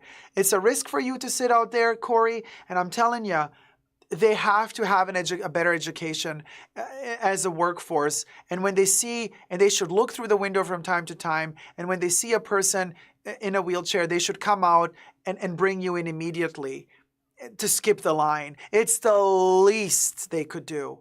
Seriously. When sales associates apply for life insurance, is there a drop-down menu for retail luxury and their premiums go up? Oh, gosh, get a life. That's a possibility. They have cameras, says Nat. Do they look at the cameras all the time? You never know. It's all very iffy. All very iffy. But, like I said, we're talking retirement funds today. The future of luxury. Because luxury is retiring. So, since luxury is retiring or has already retired, what sort of pension fund does luxury have? Where's my mirror? You know, I don't think luxury has a retirement plan set in place. Who knows? I have air conditioning on blast and I am still overheating. It's insane. It is what it is, you guys. Okay. Now I have a fun little moment. We'll go. Let's get to 200 thumbs up. Thank you, Gloria. Thumb up the live stream. Thumb up the live stream. Because we've been trying to trick or treat, but all we seem to get are tricks and no treats.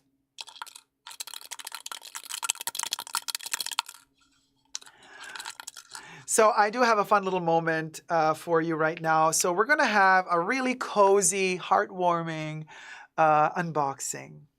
Yes, a little reveal, a little unboxing. And interesting, though, we had a wonderful conversation in the pre-show for Tier 2 members and Tier 2 patrons. It was an exclusive 3-hour live stream. We went in deep, honey, okay? You should consider becoming a Tier 2 member and patron and watch all the reruns of the live streams in the green room pre-shows. We did a couple of videos in the pre-show, filmed them, and then had a lot of conversations. Shade has been thrown. Yes, things have been said, but also reviews have been done of certain products. So it's interesting if you want to see the reviews before they hit any other of my channels, you can see the reviews of these products in the pre-show. But now I will unbox them. So technically not a true unboxing because we've already reviewed them, but we will film now together a video unboxing them, but not reviewing them. So there's that. So we got 179 likes. Let's get to 200 likes. Oh, we can easily do this, you guys, because it's, 21 to go. 20 more thumbs up to go, and then we're at 200 likes, which is awesome. It's very rare to actually get to a point where the amount of likes is almost the amount of people watching, and very, very rarely do we actually get more thumbs up throughout the live stream than the people watching, because new people come and go, they tune in, they tune out, they do some stuff, then they come in later. And so if everybody that comes in and tunes in drops a like, and then when they leave, the like remains. So sometimes we can actually build up the likes to be more than the current people watching, which is also awesome. So I wonder if we can do that today. Hi, Lemorons. How's it going, sweetie? 193 likes. 7 more to go. Oh, Wacky Cookies just gifted 10 Super Dacob memberships. Awesome, sweetie. It's that time of the live stream where memberships are gifted, and we need 2 more likes to reach 200 likes, but here goes. 201 likes. We've reached 200 likes. Thank you so much, guys. Perfect gift for me. And now the gift for all of y'all's. Thanks to Wacky Cookies. Jorge Fimbres was gifted a membership by Wacky Cookies. Henry was gifted a membership by Wacky Cookies. Lynn Vo was gifted a membership by Wacky Cookies. Anderson Martins was gifted a membership by Wacky Cookies. David Nguyen was gifted a membership by Wacky Cookies. Haley A was gifted a membership by Wacky Cookies. Tan was gifted a membership by Wacky Cookies. Angie Massamore was gifted a membership by Wacky Cookies. Mark Jacoby was gifted a membership by Wacky Cookies. Naru was gifted a membership by Wacky Cookies.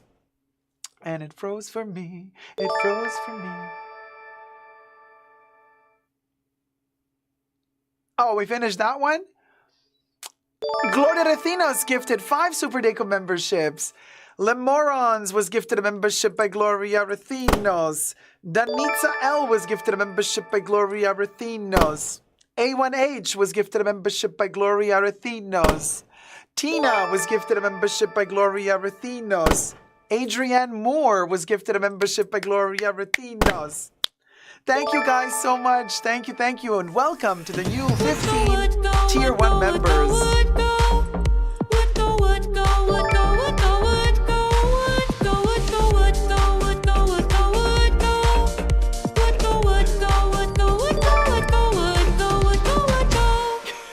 Thank you guys so much. Let me scroll up because I saw a comment by Teresa. Hold on. Ah, there. So true, Koreans. Okay, gotcha. And Teresa McGuire just gifted 10 Super Deco memberships. Angela was gifted a membership by Teresa McGuire. Ugly Lux was gifted a membership by Teresa McGuire. Andre Matt was gifted a membership by Teresa McGuire.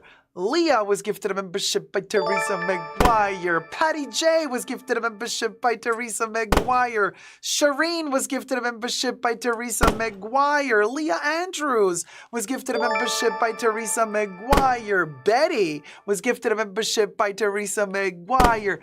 Marlo Brandon was gifted a membership by Teresa McGuire. Andrea V was gifted a membership by Teresa McGuire. Yay! We got 25 new members. Welcome, everybody. How's it going, sweetie darlings? How's it going, darlings? Welcome, everybody. And, you get now access to special exclusive emojis. You got the badge of honor. You got a Tier 1 membership for an entire month. And then after that, if you like your extra perks, you can consider continuing the subscription. Don't forget that every first Saturday of the month, Tier 1 members get access to a live Saturday pre-show, as well as Tier 1 patrons. Tier 2 members and patrons get access every week to the exclusive pre-show. And also, don't forget, while you're in the live chats, while you're watching the live stream, in order to be eligible for winning a membership, you need to opt in.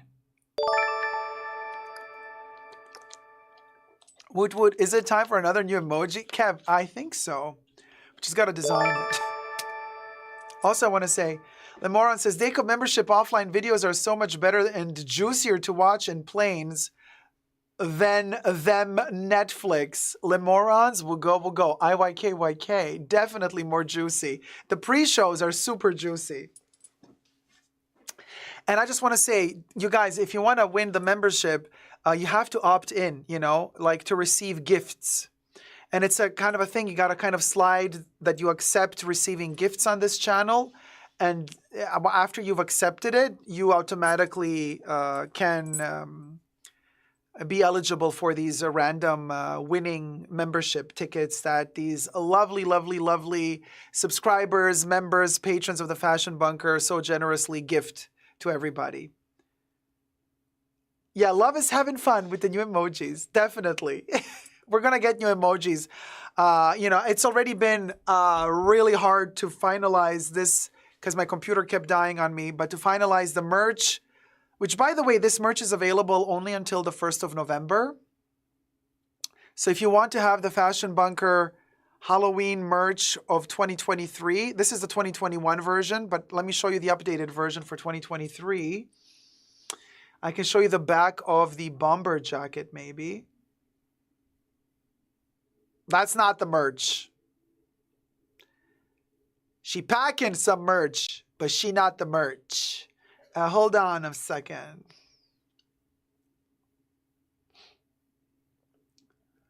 We'll go. Hey, V-Sense. Congratulations, everyone. Hey, Paige D. Whose members are the best members? Ours, duh. Right, Paige? Take with the merch drawing. Did you do that? I was watching today how you said it's done by lines. It's done by lines. It's partially done here in the Fashion Bunker, but partially also historic medieval. Partially, it's also historic medieval archives. It's a mix of ancient and new, but all done with the lines, all done with the white lines. So this is the modern day version of what we have here. So the modern day version it's the 2023. That's the new year. Now, I used to have the Hermes crop in my hand. Now we have the Frisbee of shame because that's new in the Fashion Bunker. We got the Frisbee. Up here you have the ring, the phone. There it is. That's also new. Now the skeleton is on the phone. I wonder who's calling. And then we got the Wugo on the scythe. Right, there's the Wugo. We got the living ferret, dying ferret, and we actually got the ferret. Yes, look at this ginormous ferret. The ferret is now in the pizza. And here we still have the crop. The crop is staying right there. It hasn't gone anywhere. It's just chilling for a minute. And there's several other hidden elements and messages in here. But this is our current limited edition Halloween 2023 collection. Now, we started the Halloween merch in 2020. The first collection was from 2020, also limited edition, only for the Halloween season, and then it's gone forever. 2021 saw this version, which is slightly different. Everybody loved it so much. Everybody was asking, can you please bring it back? Please bring it back. So we brought back the updated version. And then in 2022, we had like a game like Halloween for who wanted spooky stuff, Halloween who wanted cutesy stuff. There was like a Halloween for everybody. So 2022 had Louis the Pumpkin. That was the cutesy Halloween, you know. But then we also had like the more spooky Halloween with the what you might call it, the day cult and the FOMO skeletons. And then now in 2023, we're showing the evolution of the Fashion Bunker in the future through the past. So there you go. So Yankee Barbs, it all depends where you're buying. If you're buying them on Amazon, are the sweaters a cotton blend? If you're buying them on Amazon or if you're buying on Teespring, which is superdaycup.com, because there's certain blends. There's some that are a mix of polyester and cotton, and some things are pure cotton. You just have to look for it if you want like pure cotton. You know what I mean? There's also a brand from Australia. I don't know. They're usually sold out, but there's also that. high-end quality organic cotton, also on Teespring. And some of my merch is also made in that cotton. So you have to look for it in the shop. But there is also a pure cotton version. Of the actual sweaters, I'm not sure though. I think there might be. But because they're like organic cotton, they're not going to dye them in intense colors. They're going to keep the colors also natural dyes. So the colors are going to be more subdued as well because they're less chemical in that way, or less artificial in that respect. Everything's chemical, but less artificial in that respect. Hey, 5 foot nothing. How's it going, sweetie? Oh, Anonymous bought a Live in Ferret t-shirt. Thank you so much, sweetie. So as for so we got mugs, t-shirts. There's a puzzle piece with 500 pieces. There's a bomber jacket. The puzzle piece and the bomber jacket is for the first time ever that we're having it. And they've updated also, we have a notebook. They've also updated the quality of the print. This is the bomber jacket in the back. They've updated the quality of the print to what they call now the Microsoft, I forgot the name of it. Not that the print was bad before, because it was already cool, because I've washed this shirt many a times, and it still looks amazing after so many years. But now they have the Digisoft, the classic long sleeve, 100%, okay, I'm looking here at a classic long sleeve t-shirt, 100% cotton, that leverages Digisoft print technology, engineered to deliver high-quality prints that are sharp, consistent, and true to color on any fabric. And the black long sleeve crew neck is 100% cotton, to answer your question.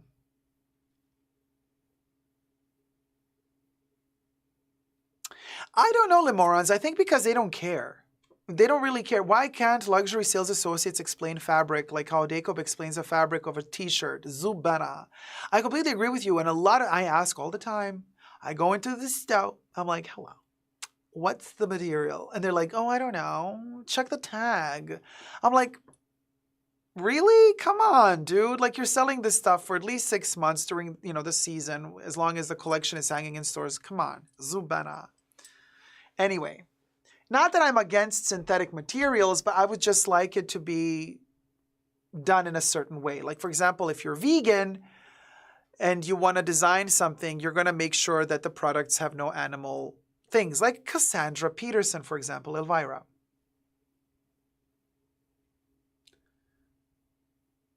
She's vegan, I think. So all the stuff, all her merch never has any leather. What?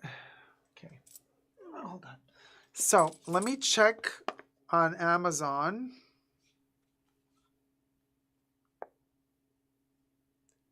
Yeah. Let me check on Amazon. Yeah, that's not the one we're selling now after 3 years, though.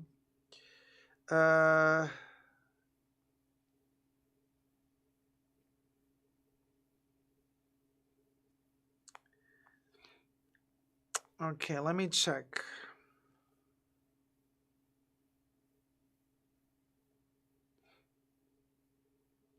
What the material is on Amazon.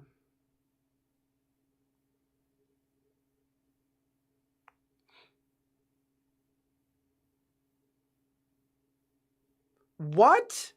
Okay, somebody just stole my design on Amazon. Like, what the hell? Georgina Harkrider is selling a totally Jacob notebook.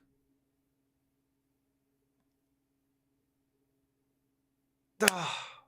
This is so insane. Okay, I can't even. This is like, what the hell? For $5.39.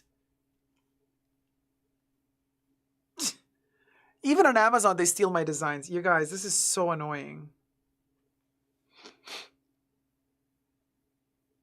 Oh, man, you guys. Okay, I sent it to someone to see.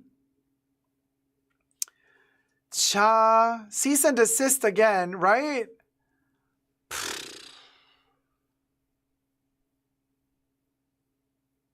Yeah. This is not cool. Hold on. Like, why do these people... Who's Georgina? I can't believe Georgina says, like, oh, she's the author of my notebook?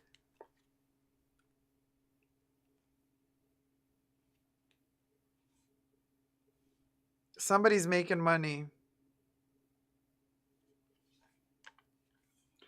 And she's not even hiding, like, my logo or anything. You know what I mean? This is literally...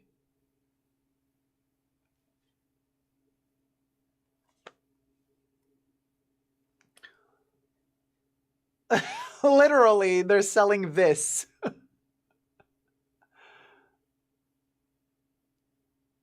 Like, my Totally Jacob logo as a like, come on, you guys. Can it be, like, more obvious? So be careful. Oh, she stole a bunch of things, I see. She's doing from everybody. Well, anyway, I just... This is so sad. Why is the Louis pumpkin still available? It shouldn't be. After all, yeah, no. Oh my God, did somebody steal that as well? Somebody stole my Louis pumpkin. Anyway, let me check the material of the t-shirt.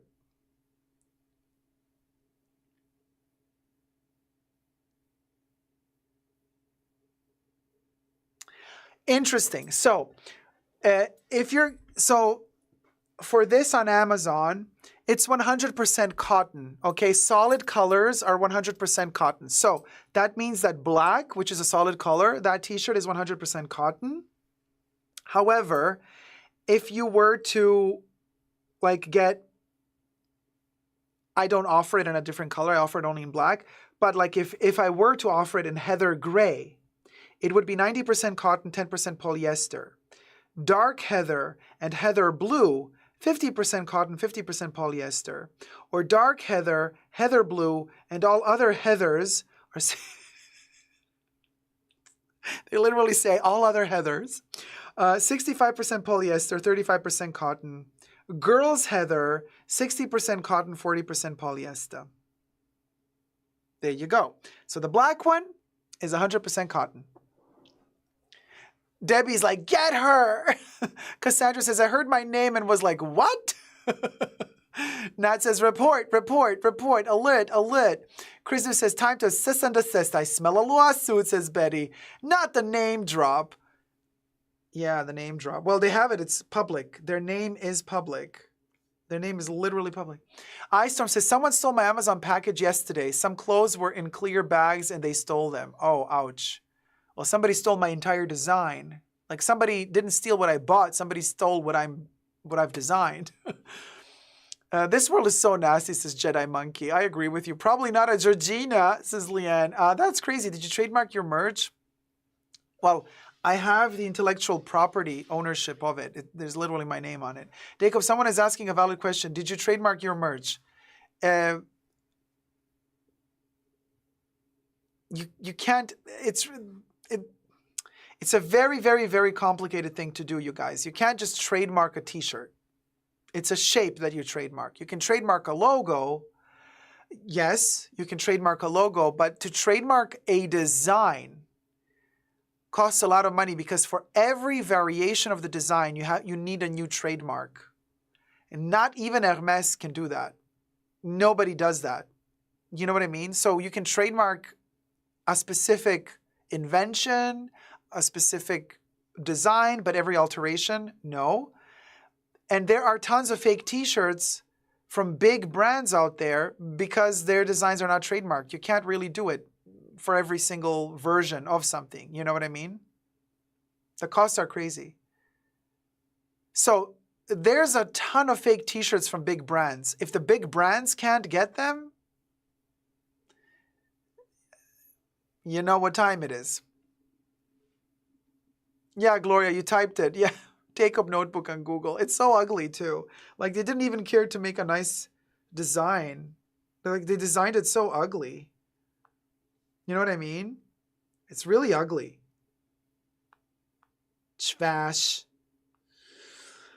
I'll deal with it later. What can I tell you guys? It happens every day. I notice like something like this happens. So yeah, my CC88. You've always wondered about this, but that's how it works. Like they can't trademark into detail every single alteration of the design. It would be impossible. You would need to buy hundreds of trademarks for every style. Yeah, right. Fashion is considered a utility, but you can trademark a design, but it's like, what for? What for? I trademark that design, then you come in and you change it like 20% from what I did, and then you're allowed to do it. You just cannot do it one-to-one as I did it, but you alter it a little bit and then you can do it. So it's not worth it at the end of the day. Anyway.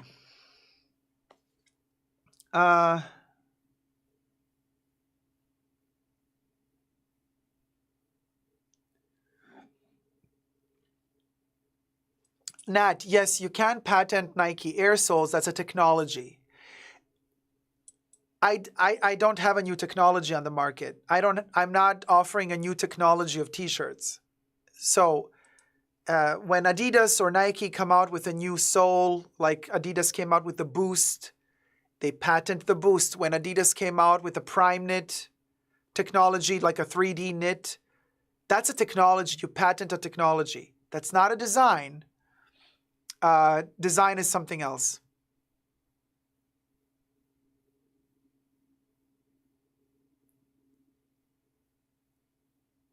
So anyway, it's a really long conversation. It's just also depressing to really do. So we're just gonna not get into that conversation.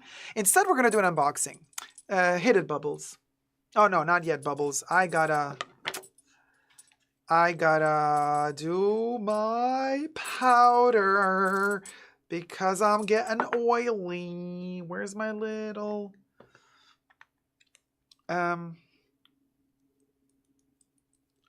you know, when you're shooting a movie, the actors need to get, like, for every shot, every couple of minutes, they have to retouch their makeup. That's how, and I'm not doing it that often, but it's kind of normal if you're live streaming for this long.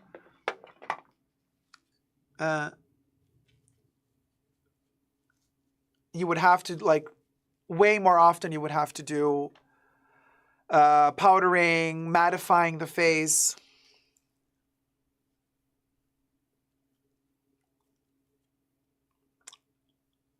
I don't do it half as much as I should.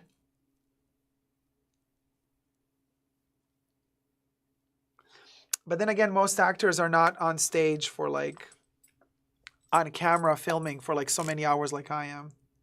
You know what I mean?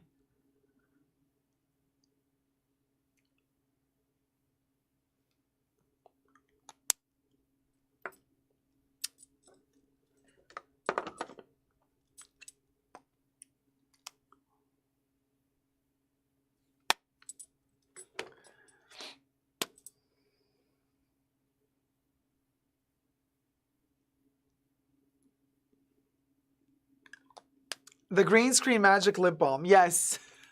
That's the one.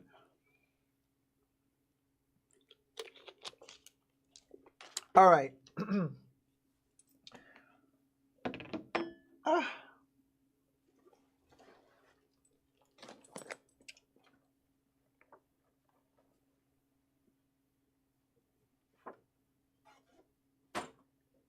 Okay.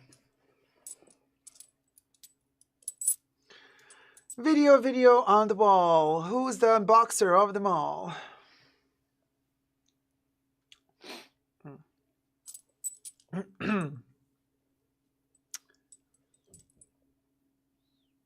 Hi everybody, Jacob here. Welcome back to the Fashion Bunker. Today I have a special bag unboxing for you guys. Now listen, it's two bags, one unboxing. IYG. Oh my God, the ratchetness of it all. So let's get straight to it. Are they luxury bags? Are they not luxury bags? Well, you know, there's something to be said about the thought of luxury itself. It's about a certain level of comfort. It's about a certain level of stepping outside of what you're used to seeing and delivering to your senses, whether it be olfactory senses or tactile senses or visual senses, like a special level of pleasure that you wouldn't usually have in your everyday life. That's luxury to me. But of course, goes without saying, biggest luxury is time. Time is the biggest luxury we have. Now, after all that is said and done, the little pleasantries in life are the luxuries that are most worth enjoying, in my humble opinion. So let's get straight to it. If you haven't already, but wish to, push the subscription button and subscribe to my channel, and push the join button next to the subscription button, get access to extra perks. You can also join me on Patreon, Super Jacob, all spelled together there as well for extra perks. This video is being filmed live in front of a live virtual audience. I live stream several times a week, so you're all welcome to join the live chats. Hi, my co-chatters. The first bag I want to share with you, because it is the season. I am wearing all black and I'm wearing my kind of Halloween-y sweater. I've wanted this since it was first announced during the pandemic, and I always missed out on it. It would always sell out, and I would always be just right after it's all gone and sold out. But thankfully, they kept it in assortment and in production several times over and over again. Turned into a carryover piece for this brand, and that would be the Halloween 1978 John Carpenter pumpkin bag in vegan pleather. Really, really, really gorgeous. By the way, I have a very in-detail review of this bag as well. Check out the link down below if you want to hear the review of all the details of this bag. So I can tell you this much here in this video. This bag is made by Trick or Treat Studios, designed by Kenny Avila, and it is a crossbody bag that you can extend or not extend, but it is padded, and it represents the pumpkin from the credit scene of Halloween 1978 by John Carpenter. Yes, the one with Michael Myers. And I love the color orange. I love jack-o'-lanterns and pumpkins. So I collect them. I even have from Halloween 3 the pumpkin mask in plastic. I also have the latex one, but we got Halloween 3 Season of the Witch pumpkin mask also from Trick or Treat Studios. I got tiny little miniature pumpkin pails as well. You know, pretzels with pumpkins on them. Hashtag not sponsored. I bought all this stuff myself, just FYI. More pumpkin pails. I live for pumpkin pails. So allow me to call this a luxury for Halloween, having a bag like this. You know, I also have the Moschino pumpkin pail bag from a couple of years ago while Jeremy Scott was still artistic director at Moschino. But that one is really 360 degrees round, made in plastic, like 3D printed, much more delicate. This one is much more easy and soft to use. But really check out my review of this bag in a separate video, link down below, because I have a lot to say about the quality of this bag and how it compares to, let's say, Chanel or another brand. Very, very fascinating video. And my conclusions, insane. By the way, I recorded the review of this bag in a pre-show live stream, which was exclusive to Tier 2 members and patrons, so they got to see it first as it was unraveling. Just letting you guys know, these are some of the extra perks you get when you are Tier 2 members or patrons of my channel. Now, this bag was not enough for me. Oh, price tag, I can tell you, this one is around $59.99, or like, let's say $60 on Trick or Treat Studios, but I got it in a store. I paid $10 more. I paid $70 for this. But thankfully, because you're not ordering it online, you don't have to pay shipping costs, which you would have to pay with Trick or Treat Studios. So I actually ended up paying less for this bag because with shipping costs and taxes on top, if you order it from Trick or Treat Studios, it ends up costing more than I paid for it. But also the perk of buying it in store is you get to, they had like 3 of them. You get to choose which one is the best stitched and everything, you know, and if you're ordering it online, they send whatever they send and you get what you get. So glad to have paid $10 more, but I got to choose the one I wanted. So there you go. $70 for this one. Coco Chanel would say, luxury is not the opposite of poverty. Luxury is the opposite of vulgarity. So the price tag does not define luxury, honey. Keep that in mind. The next bag is adorable. Okay, this is also not just for Halloween season, by the way, because I'll be wearing these bags all year round. But this one is just gorgeous. I am a huge fan of Cassandra Peterson as Cassandra Peterson, but also as her famous character, Elvira, Mistress of the Dark. And Elvira just came out with this. A collaboration collection with Dolls Kill. And I have a very controversial video out about them. And of the review of this bag, a link down below. So check out the review video of Gonk, the poodle from Elvira, Mistress of the Dark, the 1988 movie. Yes, we got Gonk the dog bag. Here's the zipper. The dog is a bag. The chain is adjustable. The review about how to adjust and everything, it's all linked down below. But I got Gonk, and he is a character in Elvira, Mistress of the Dark, the 1988 movie. He's giving me major Jeremy Scott vibes. You know, when Jeremy Scott used to work for Adidas back in the early 2010s, he did the poodle sneaker, he did the panda sneaker, he did the teddy bear sneaker. So there was a pink poodle sneaker that Jeremy did, which I own in my archives as well. So this one would really match very well, although this pink is even more flame pink than the poodle pink was. Really, really, really gorgeous. A little pup. I mean, it's just adorable. Even comes with a pierced ear.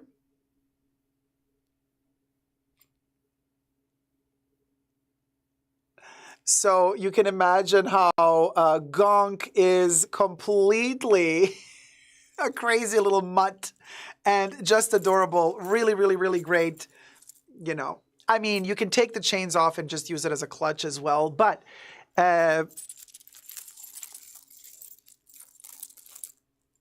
I kind of like to hold it like this, just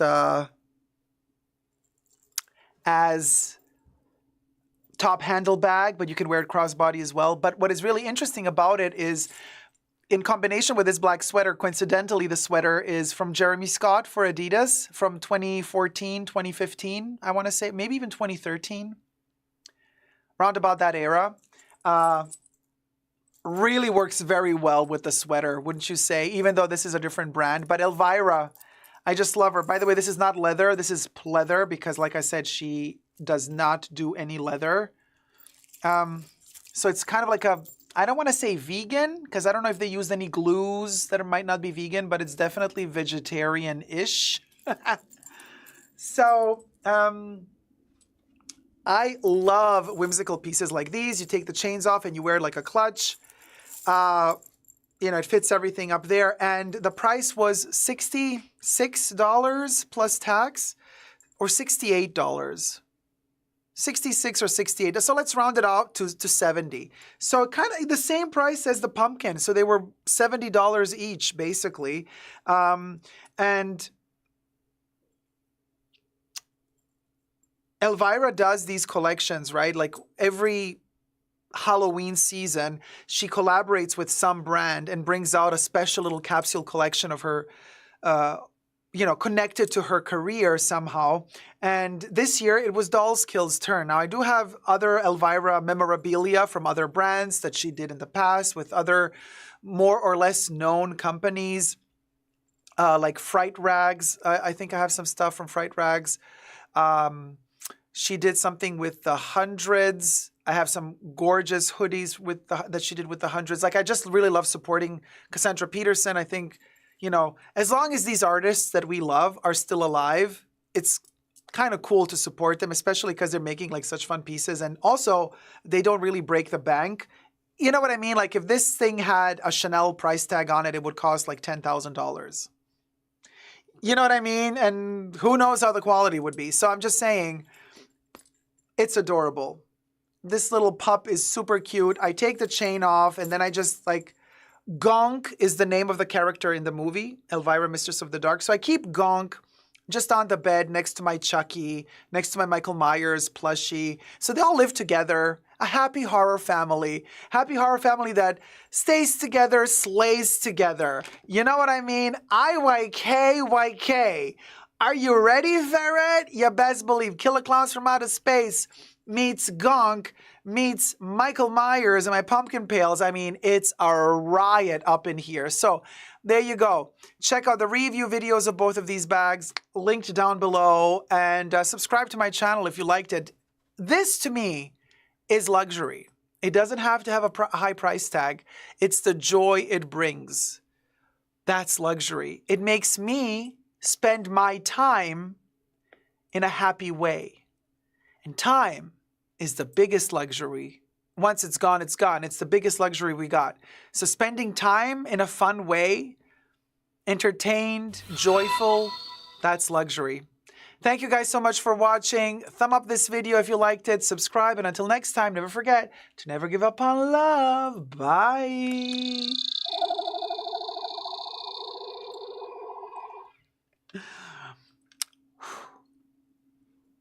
So there you go. We'll go.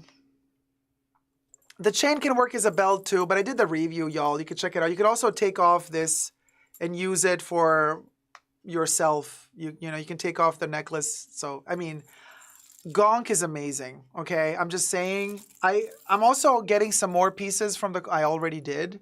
I'm just waiting for it to arrive from the collection. So I'll probably be doing another reveal pretty soon with like the clothing line as well. I just love Elvira to bits. I adore her.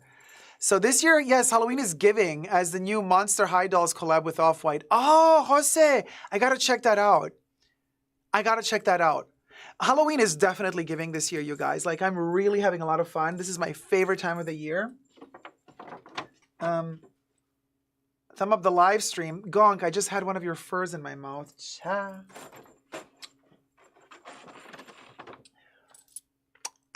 Yeah.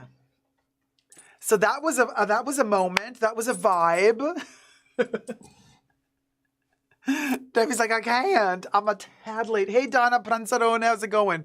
I've been looking at the Chanel Extraits, and I've noticed that the ingredients are only listed for the Les Exclusives and not for the others. No, that's not possible. Thinking of getting number 22 Extrait for my 22nd birthday. So which others, Yankee Barbs? Hey, Jane Davenport, how's it going, sweetie? Loves the vibes. Which one? Yankee Barbs, which one were you thinking about? Because maybe you're not looking in the right spot. I can find it for you.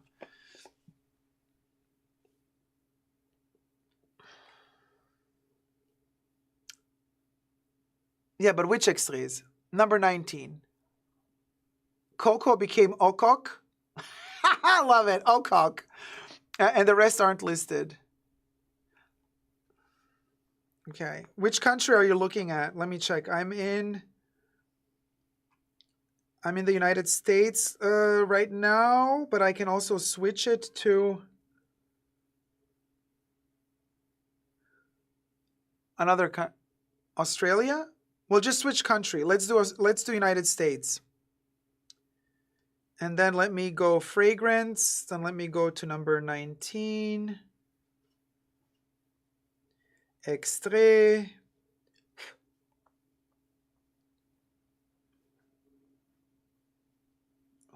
Then you click on more details. And now there it is. It's all there, you guys. There, I can show it to you. You can screenshot it if you want.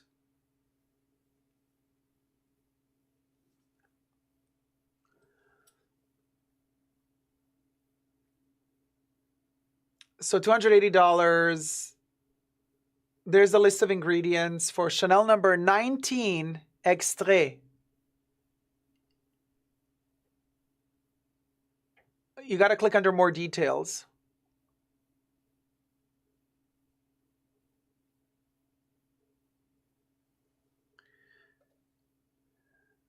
Interesting how some of their extraits have no water listed, but some do. So number 19, for example.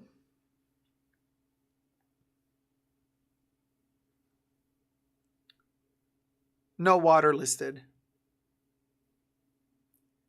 But Gabrielle has water listed. It has oak moss in it. Yes, baby. Way to go, number 19. Way to go. Yeah, Okok Elena. Yes, David. Everything backwards like Alucard. I just got the Louis Vuitton Pacific Chill and I'm obsessed. Oh, I love it when you like get a perfume that really hits the spot. It's always magical. So let me go to Australia. Let's see, maybe Australian website, maybe the Australian Chanel website, like, maybe they like forgot to insert some things. You know what I mean? Hold on, let me check. Okay, now I'm going to Australia.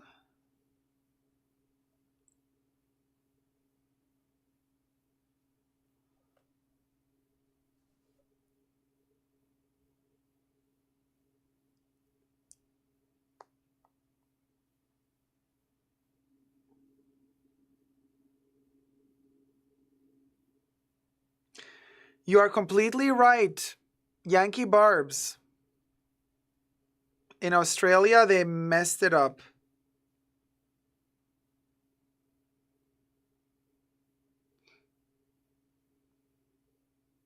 Number 19 extrait, list of ingredients. It says the list of ingredients is included on all of our product packaging. In case of an allergy, always check the list of ingredients before you use the product. They're not listing it in Australia. But just use the trick I told you. Just switch country at the bottom. Scroll all the way to the bottom of the Chanel website and then click change location and language. And just click the language and the location if you need to change language as well. And then you'll find it. You know, in America, they list the ingredients.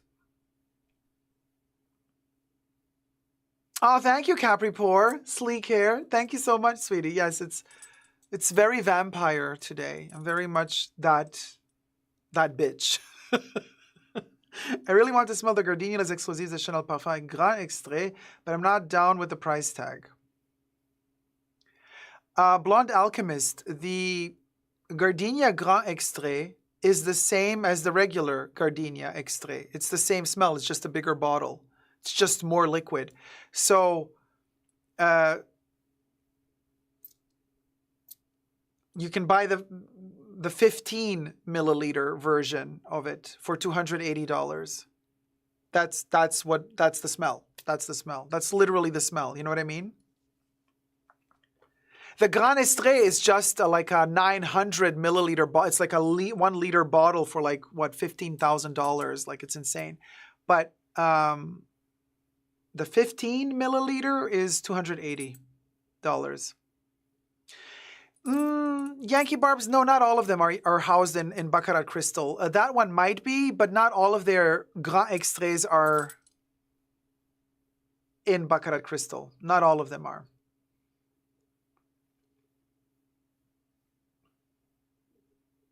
So Blonde Alchemist, you can go to, some Chanel beauty boutiques. They have the 15 mil extraits as testers. You can smell them out of the bottle, So you can test it and smell it without having to purchase a full bottle. Madeline M. Hi, everyone. Hi, Madeline. Jacob, did you try the new Dior J'adore L'Or? I compared it to the normal Eau de Parfum and J'adore L'Absolu, and it's much better, more luscious, thinking of splurging. Yeah, I'm just not a fan of J'adore in general, so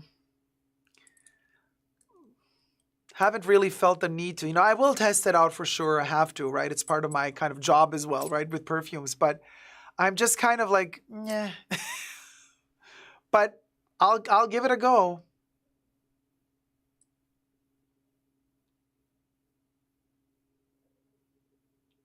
Okay. So let me, all right, let's touch base on it. Ma Joha, I'm sorry, but that dog bag somehow reminds me of the well-known Balenciaga ad campaign, toy teddy bears in chains, etc.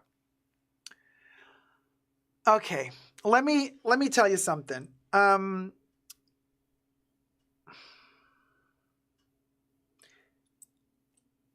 The teddy bear in chains, or the teddy bear dressed as a punk, or the teddy bear in SM gear, per se, I do not have a problem with. I don't. A grown-up, an artist, can envision these objects however they want for their own use. The teddy bear in bondage gear is not the problem. The problem is photographing the teddy bear with a kid. Had they done this ad campaign with grown-ups, grown-ass people holding these teddy bears because they want to play with them, that's okay. That's totally fine. Nobody would have said anything. Everybody would have been fine with it. The teddy bear is not the problem. Using tiny children with those teddy bears, making them look like they are also toys to be used, that's the problem. Guys, can we... Using the children is the problem. The teddy bears were never the problem. Using the children in that context is the problem. Okay? Please, can we be clear on this? And if we're not, then, can we be clear on this? Because if not, I'll explain it again. Now, going back to Elvira. Elvira is a grown-up person making comedy for grown-ups. It's adult comedy. So, in 1988, they used a real dog, called him Gonk, in the movie. This bag is literally a toy depicting the dog from her movie. A movie which is rated PG-13, by the way. Or I think it's PG-13. The teddy bear, the dog, they're not the problem.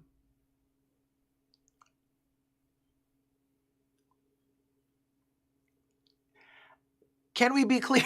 Can we please agree on this? If we don't agree on this, let me know and I can explain again. I don't know what else to say.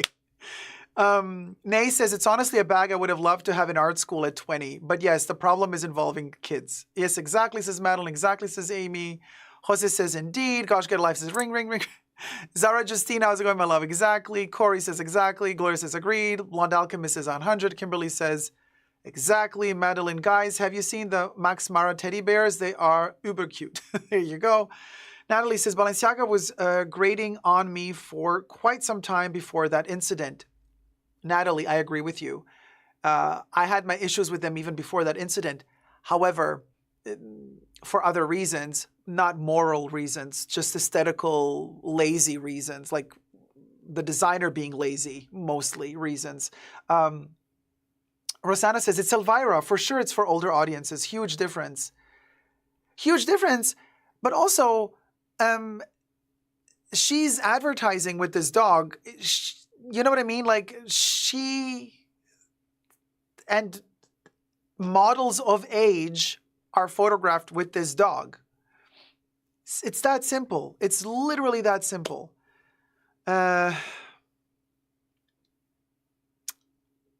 Anyway, I hope that we managed to clear that up, for the 500th time.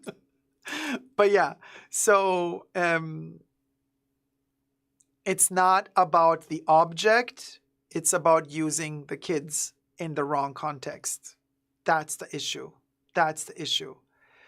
That's the issue. And because otherwise, what are we going to start? Everything is going to become a perversion. Everything is going to become dangerous. No, not everything is.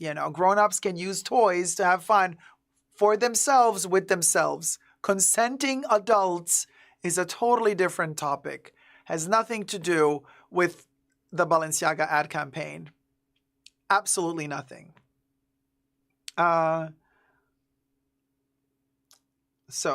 For sure, the brand was elegant in its inception.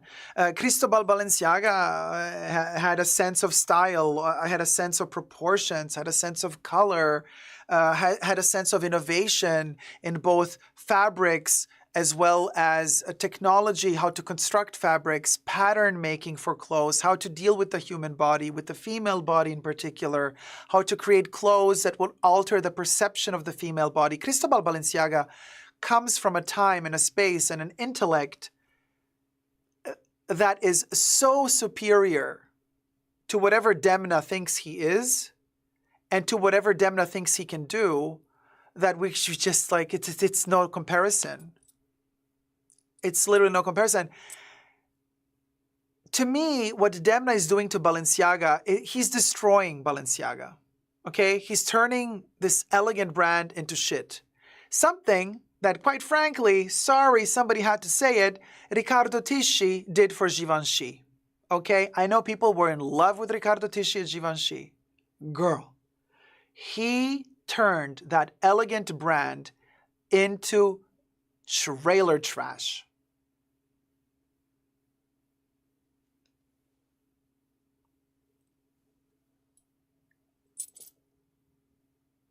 And you had the peeps walking around with those black t-shirts with the white stars around and the flower print and the Rottweilers printed on black t-shirts like yo, yo, yo. Girl, no. We are not going there. That is not Givenchy. Not to say that I don't like the Rottweilers on t-shirts and the white stars. I love it. But give it to me in the right context. In the right context, those designs are gorgeous. But those designs are not Givenchy. Let's be very clear about this. Let's be very clear about this.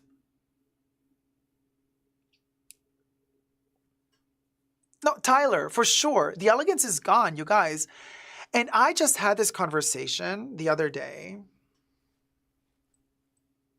Very disappointing conversation. In real life, not even on the internet, with somebody who was declaring their love for Demna and Demna's Balenciaga.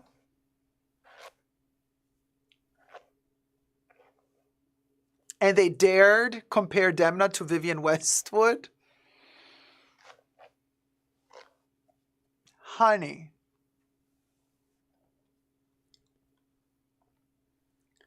Do you know how I terminated that conversation?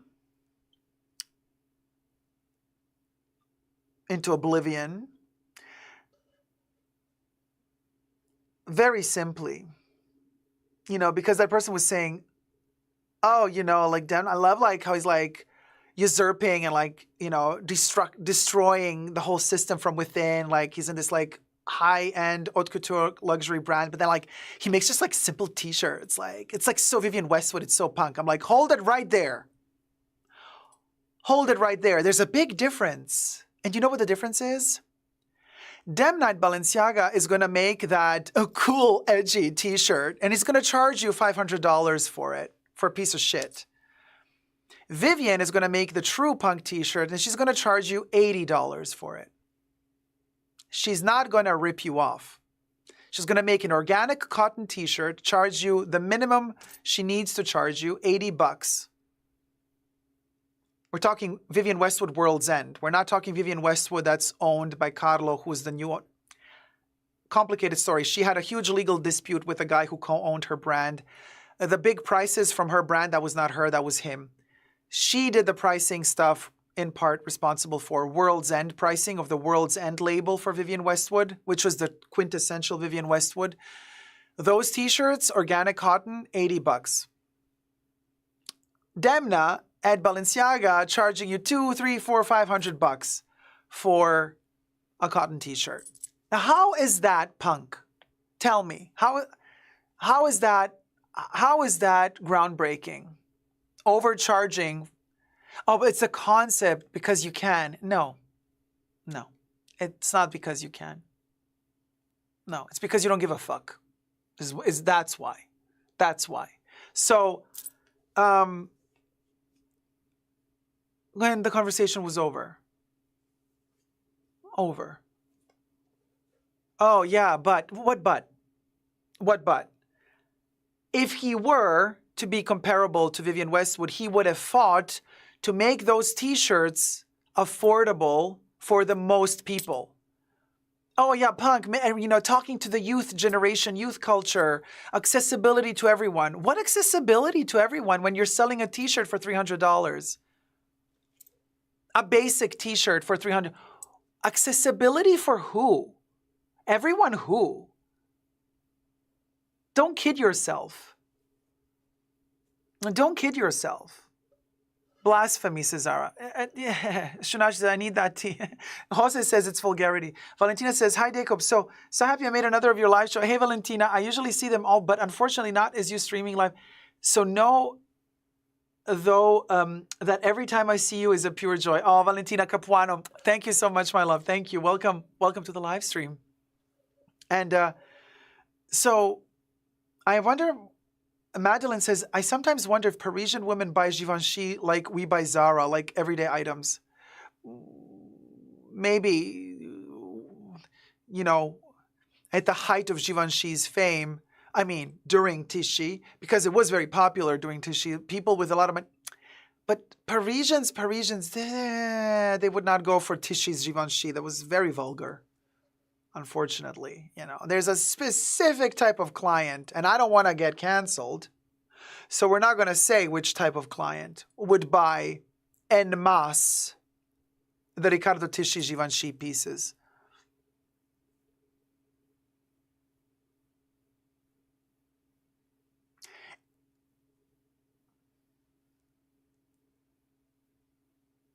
And we're talking similar vibes to who, you know, who's totally into D Squared or Philip Plain, you know, that type.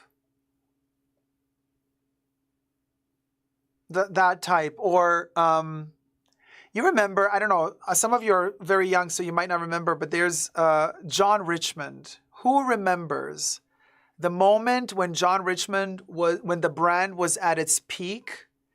And John Richmond became famous for the denim jeans with rich stitched into the butt of the jeans.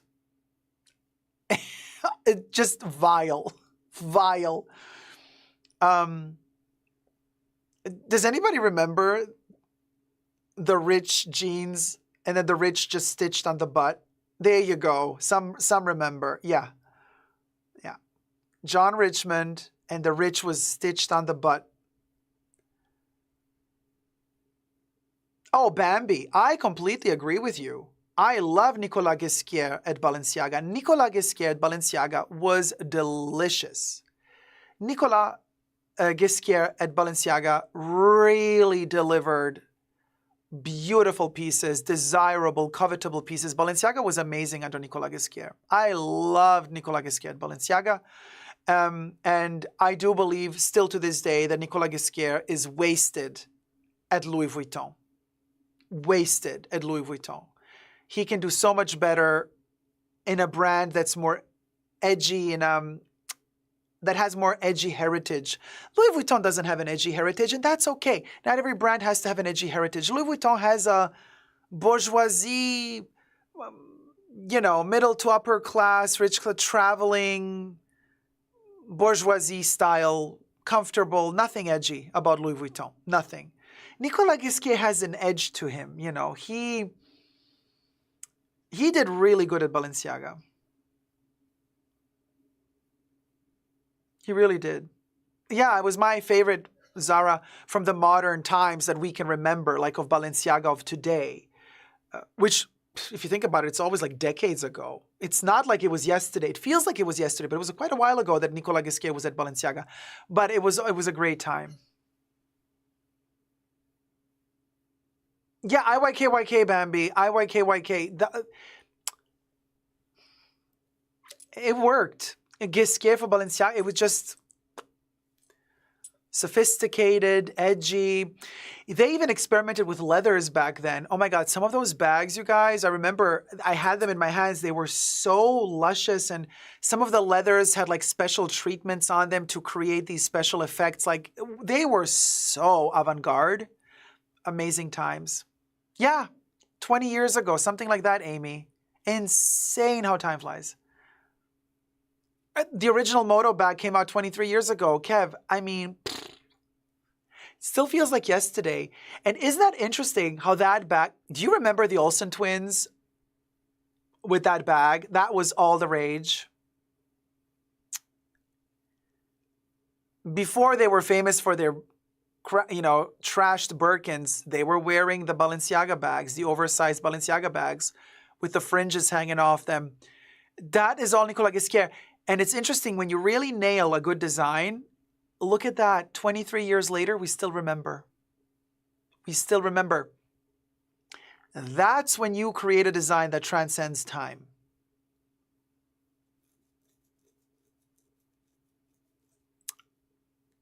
Those were the days. You can forget about it nowadays. Forget about it. But those were the days. Those were the days. Yeah, we still remember it.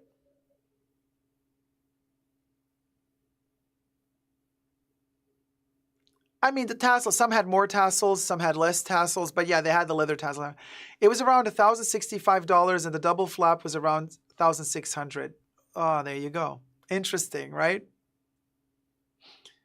When quality and design was the perfect marriage over price as today. I completely agree with you, but I'm telling you, still to this day, Vivian Westwood creates price, quality, they're much closer together. Of all the luxury brands, that's the one to go for, if you like her designs.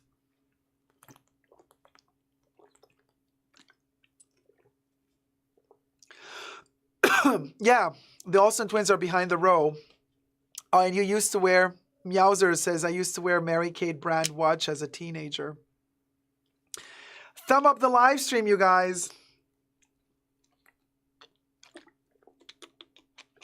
Thumb up the live stream. 235 likes. More likes than viewers at this point. This is good, because people that have come and gone have left a like. And now the new ones that are coming, the likes stay. We have surpassed the amount of likes more than viewers. Rare occasion, festive occasion. Thank you guys so much.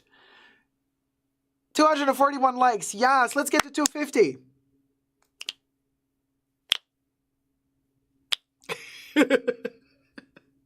$241.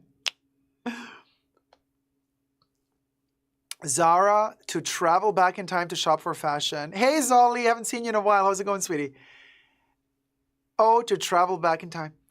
Oh, that would be... Oof. I remember 2009.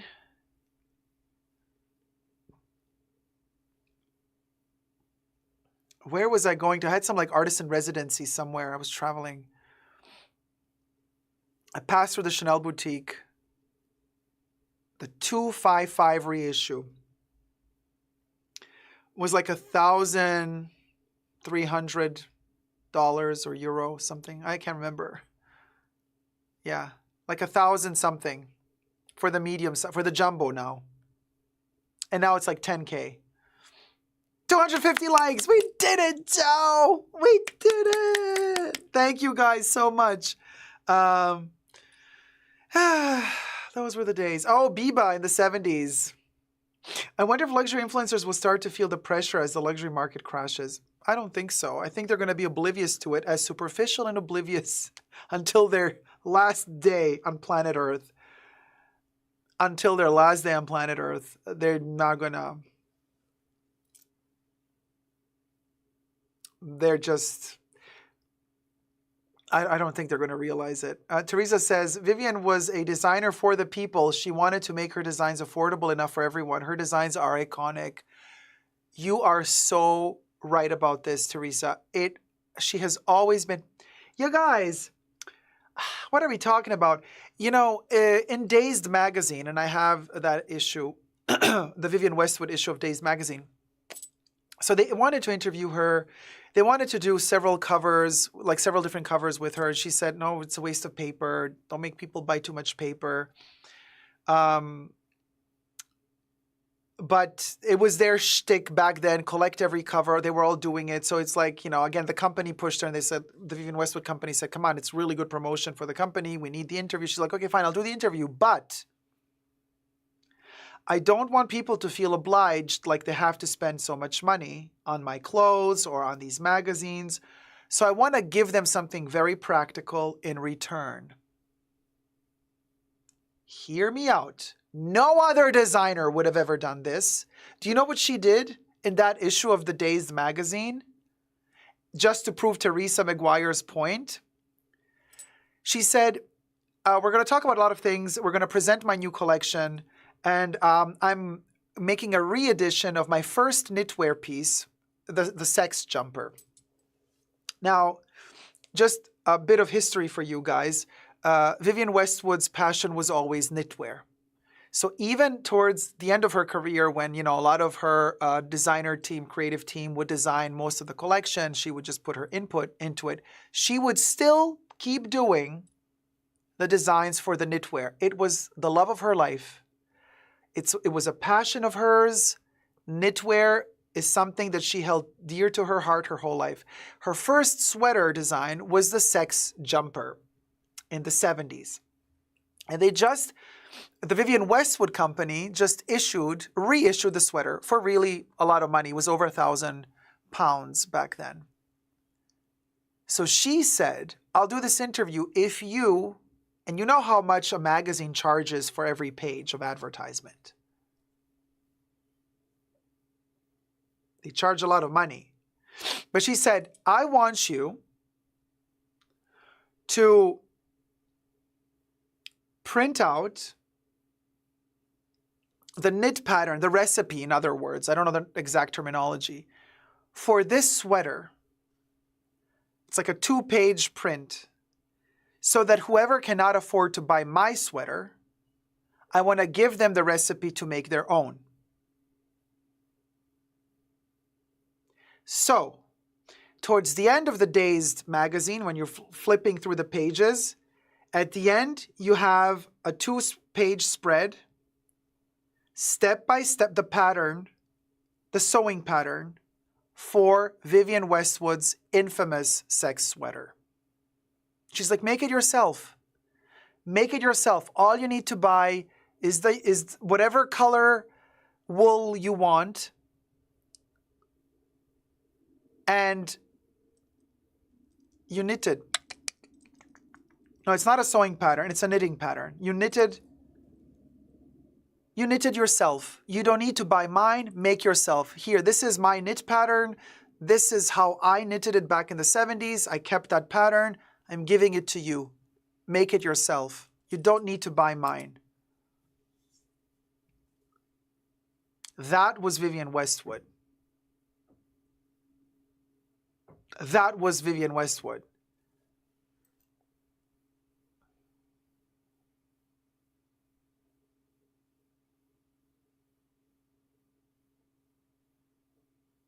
You know, and it's you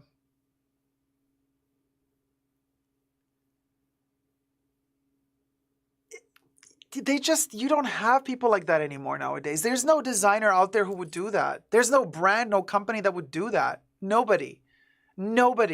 She kept doing it till her dying day, you know?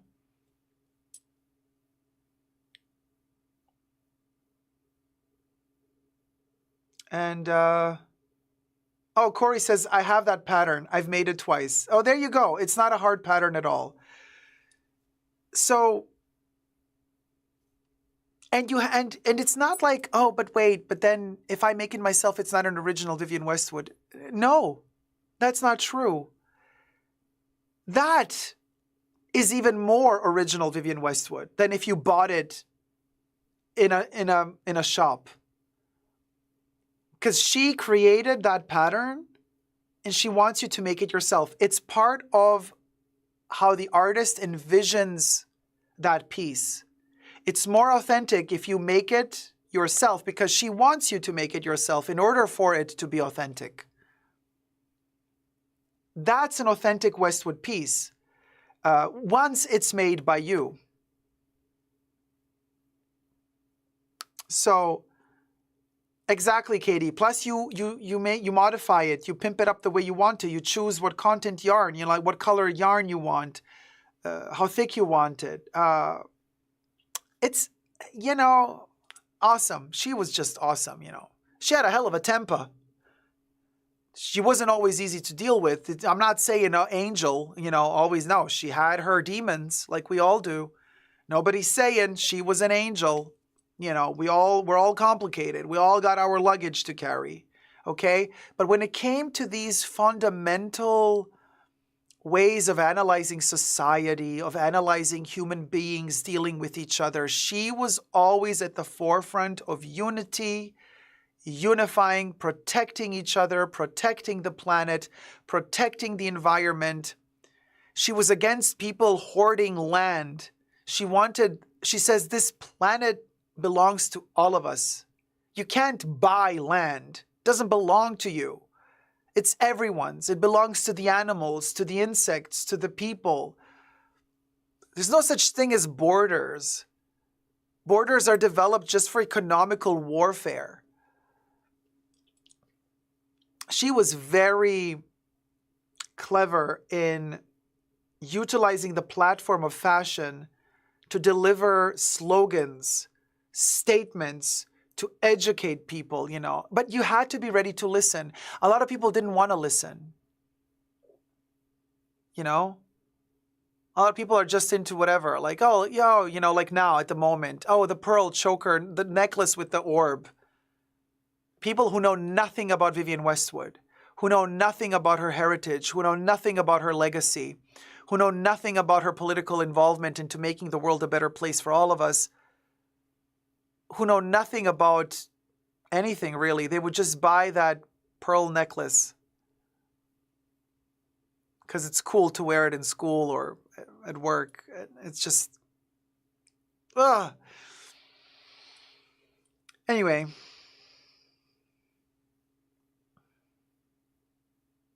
Designers can't do that now today because they likely rip their patterns of smaller designers anyway. Don't have their patterns themselves. That's a good one, Nectarine, man. You best believe.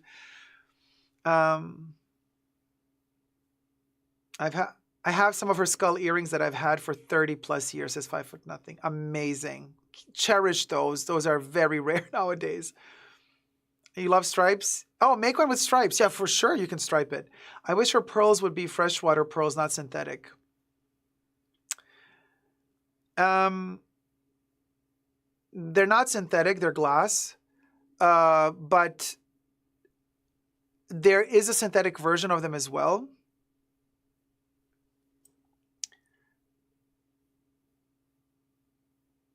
However, there's a reason why she makes them not real pearls. The whole concept of the pearl necklace, in particular the broken pearl necklace, which is a whole concept. Some of you might know what the broken pearl necklace is from Vivian Westwood. It's a concept of, you see, she always fought to, it's interesting that she became a dame and was given that honor by the queen herself, but she always kind of fought against the concept of, you know, a king, a queen, aristocracy, because she said anybody can be a king or a queen. You can just put a crown on and call yourself a king or a queen. So she made one season that very famous crown out of felt and wool that everybody could buy and wear. And you can be your own king and queen. But she also conceived the concept of the future of royalty. And the future of royalty was that design, that season where she designed the orb. The three-dimensional, by the way, the first 3D logo in history, in fashion. The 3D orb logo with the rings of Saturn. It's like the future of royalty, where in the future she envisions everybody's royal. Everybody's a king, everybody's a queen, everybody wears their own scepter. That's the concept. And to break that concept that only royalty can afford real jewels, that only royalty can afford expensive diamonds, rubies, and all that stuff, she did them out of glass and plastic. Very similar to Coco Chanel, by the way. Coco had her own reasons why she wanted to create costume jewelry with fake pearls, and we know that story. That's a story for another day if you don't know it. But Vivian, similar approach, And yet she said, well, everybody can wear these jewels. Everybody can afford these jewels. It doesn't matter what material they're made of. It's the symbolism behind it. And this is why it's very important that these pearls are fake and not real, in order for them to be more authentically Vivian Westwood. Now, in all of that, you add the concept of the broken pearl necklace. It's a breaking point from royalty, from aristocracy, from kind of accepting these positions, these names that are given to you, these attributes that are added to your name. You break with that tradition. And the broken pearl necklace was conceived with the break in it. So it's a very particular construction. If you look at it, she balanced it very masterfully, like how the metal wires are twirled between the broken pieces of pearls to make it look like these pearls are falling off of your necklace while you're wearing it. It's a choker necklace, historical piece. Unfortunately, way too tight for me to wear. But if you have a little bit more slender neck, you can fit it perfectly. It is one of, that's, if you want to wear the Vivian Westwood pearl necklace with the orb, that's the one. And by the orb, I don't mean the flat orb. I mean the actual 3D orb. That's the one to wear. That's the original one. The broken pearl necklace with the orb.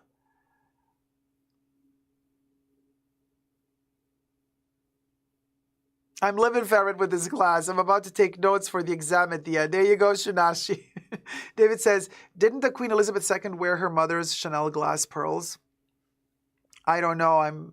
Don't really care for Queen Elizabeth, so I didn't kind of study her history or what she wore or was given to wear or decided to wear. I don't know. But very interesting about Vivian, what she said about the Queen. Vivian had a very complex way of thinking. So what at first might appear as if though she would be endorsing the royal family, no, not necessarily, but she did have a lot of respect for the Queen. But it was a respect for an institution that she carried, and she said a lot of weight lays on her shoulder. And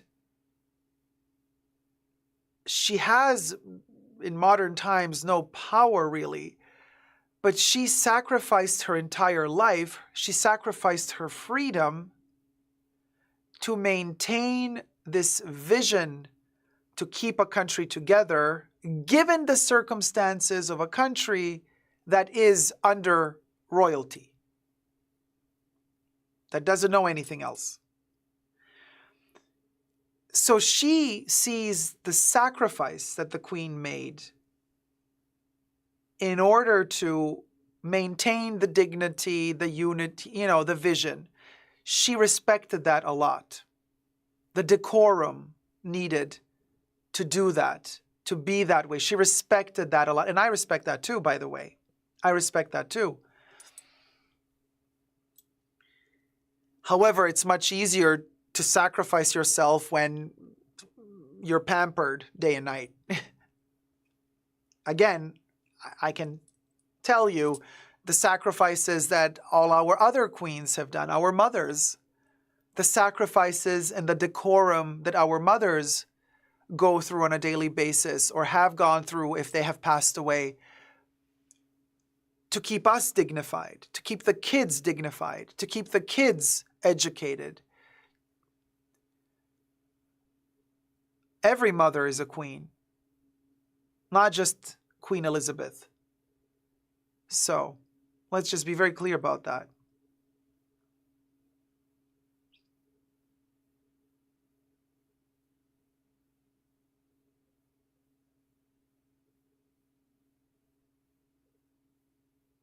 It's a prison of sorts, though. People think money. It is a prison of sorts. She sacrificed her freedom. But that's why I'm telling you, Amy, also our mothers sacrificed their freedom to raise us, and to be with the family. And the more kids you have, and the more complex it gets. But they didn't have somebody cooking food for them while they're sacrificing their freedom for the greater good, My mom had to cook while she had to raise me and also had to work and had to do this and do that. You know what I mean? Like, mothers are the queens. Period. That's the bottom line. So I want to thank all our mothers in the chats. Whether you have children or not, you're still women and you're still mothers in my book. So I want to say thank you to everybody who's in the chats now. And also to the mother energy that we spoke about a couple of weeks ago. Remember, mother energy? Doesn't matter what gender you have. Mother energy transcends gender. It's a feeling. It's a vibe. It's an instinct that you have for preservation towards yourself, other people you love, people surrounding you. The mothers are mothering.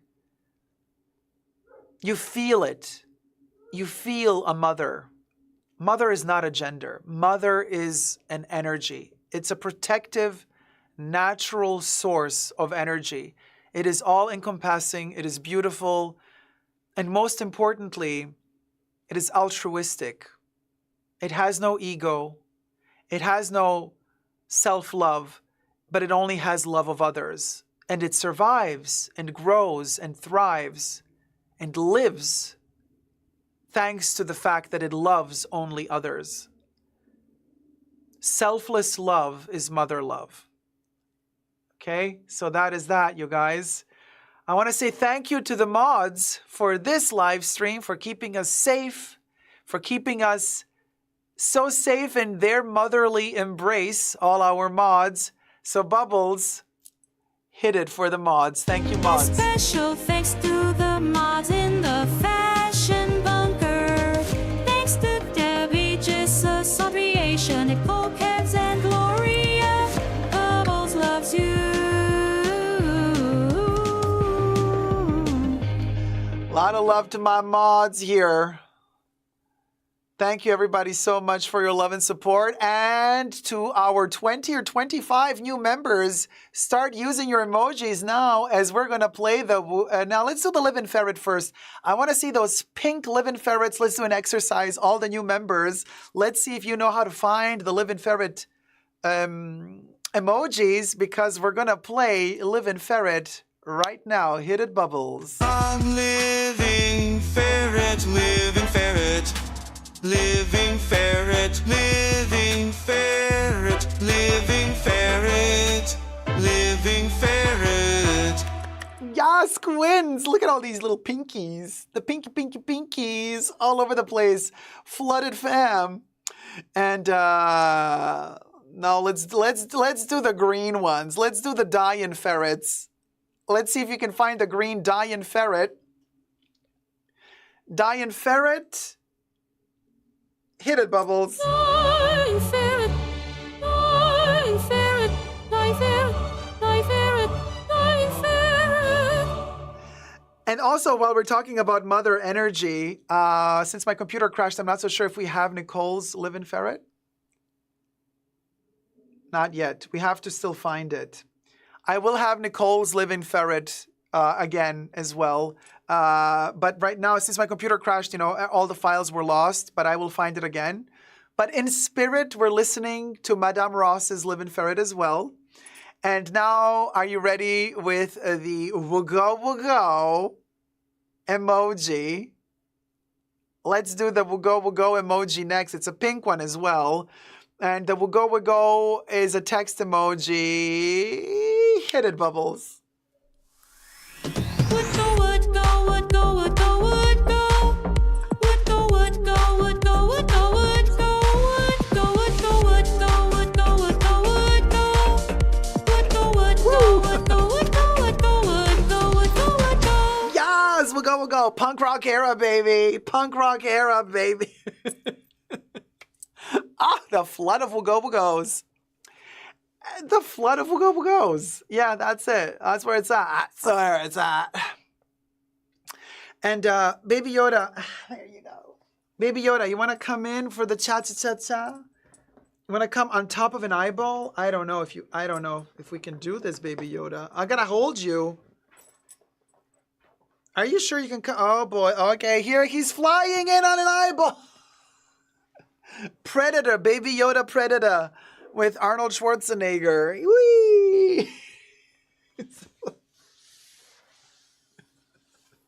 Baby Yoda lives on an eyeball planet. Oh, Baby Yoda, there's a dog. Whee! Whee! All right, Baby Yoda, hit it. Cha-cha-cha-cha. Cha-cha-cha-cha.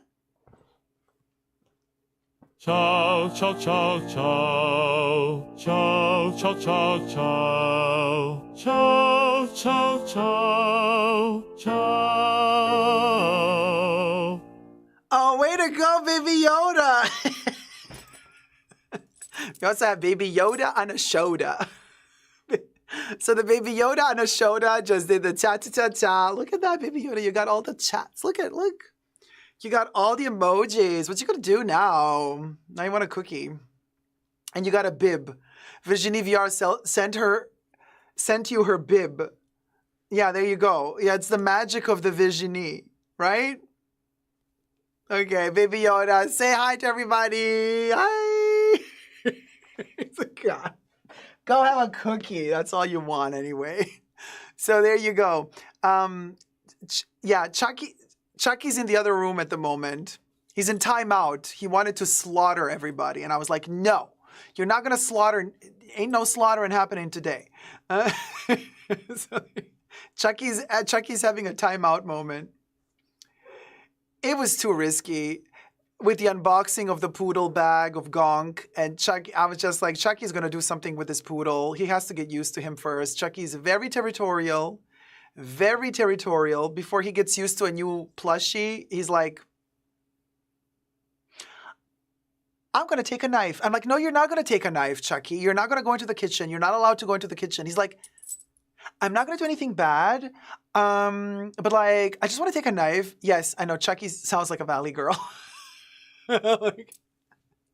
like, Chucky, you're not going to the kitchen. You're going to stay segregated to the bedroom. You're not going to go into the kitchen until you don't learn to respect other people in the fashion bunker. I have to sleep with one eye open. And I turn around and Chucky's like, I'm like, no, you don't. And he's like, ah. I'm like, no. He's like, no, Chucky, where did you get that knife? Give me back that. Oh, yeah, ring. Hello? Tiffany? Hey, Tiff. What gives, girl? You're watching us live. Oh, you wanted to see Chucky? Yeah, I know, but listen, I mean, you're the one married to him. So I thought you would be with him right now. Yeah. Oh, you don't want to be with him. You're just pissed off that he's not taking care of Glenn and Glenda. Oh, it was his weekend? Oh, he had the kids this weekend? But he never came to pick them up? So you're stuck with the kids? Oh, you're angry. And it's my fault? Oh, it is my fault because I told him he has to have a timeout in the Yeah, he stayed. That little Sasquatch. That's why he was so good and decided to stay in the bedroom after I said time out, because he knew if he came out, he would have to go pick up the kids. Oh, he's clever. He's always one step ahead of us. So what do I do now? I send him off to your place to pick up the kids? Uh-huh. On foot? Uh-huh. You know it's almost Halloween. When people see him walking down the street, they're going to get scared. You don't care? What do you mean you don't care? You just want him to get the kids. You don't care if he butchers someone on the way. All right, Tiff. I'll let him know. Sorry about that. Yeah, all right. We'll pick up Glenn and Glenda. All right. Bye. Tiffany is not having it today, and it's apparently all my fault because I put Chucky in timeout. What can I do? He wanted to butcher everybody. Baby Yoda, he wanted to butcher the gonk dog. I'm like, girl, no, not on my watch. Then imagine Baby Yoda started using the force on Chucky. Then Baby Yoda lifted Chucky. Chucky was floating in midair, throwing knives at Baby Yoda. I mean, the fashion bunker. You don't want to know what goes down behind the scenes.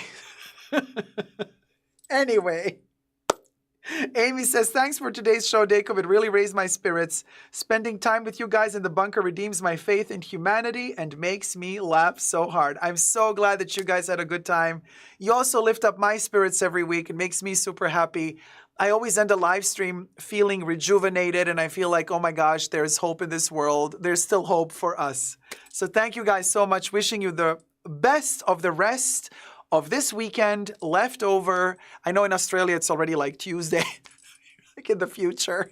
But for whoever is still in the weekend, have a wonderful rest of your weekend. Wishing you the best, a beginning of a new week. And just letting you guys know, next Wednesday, I probably will not be live streaming. I will be live streaming either Tuesday or Thursday because I have something I got to do on a Wednesday. A Wednesday I'm busy. So I'm not sure if I'll be able to live stream super late on Wednesday or not. But look forward to a live stream either Tuesday or Thursday. I'll let you know on Instagram right before the live stream begins and on Discord for my Tier 1 and Tier 2 members and Tier 1 and Tier 2 patrons who have access to the Fashion Bunker exclusive Discord. I will let you guys know as well. It's the beninging, the beninging, in the beninging, in the beninging, in the beninging. There you go. Hey, Melissa Foggs, Teresa McGuire, have a great rest of your weekend, Jacob. You cheered me up greatly, and see everyone Wednesday. Thank you so much, Teresa. You are an angel too. Mwah. A lot of love to everybody. See you soon. Call me Mr. Gay Jacob. Love you loads. Bye.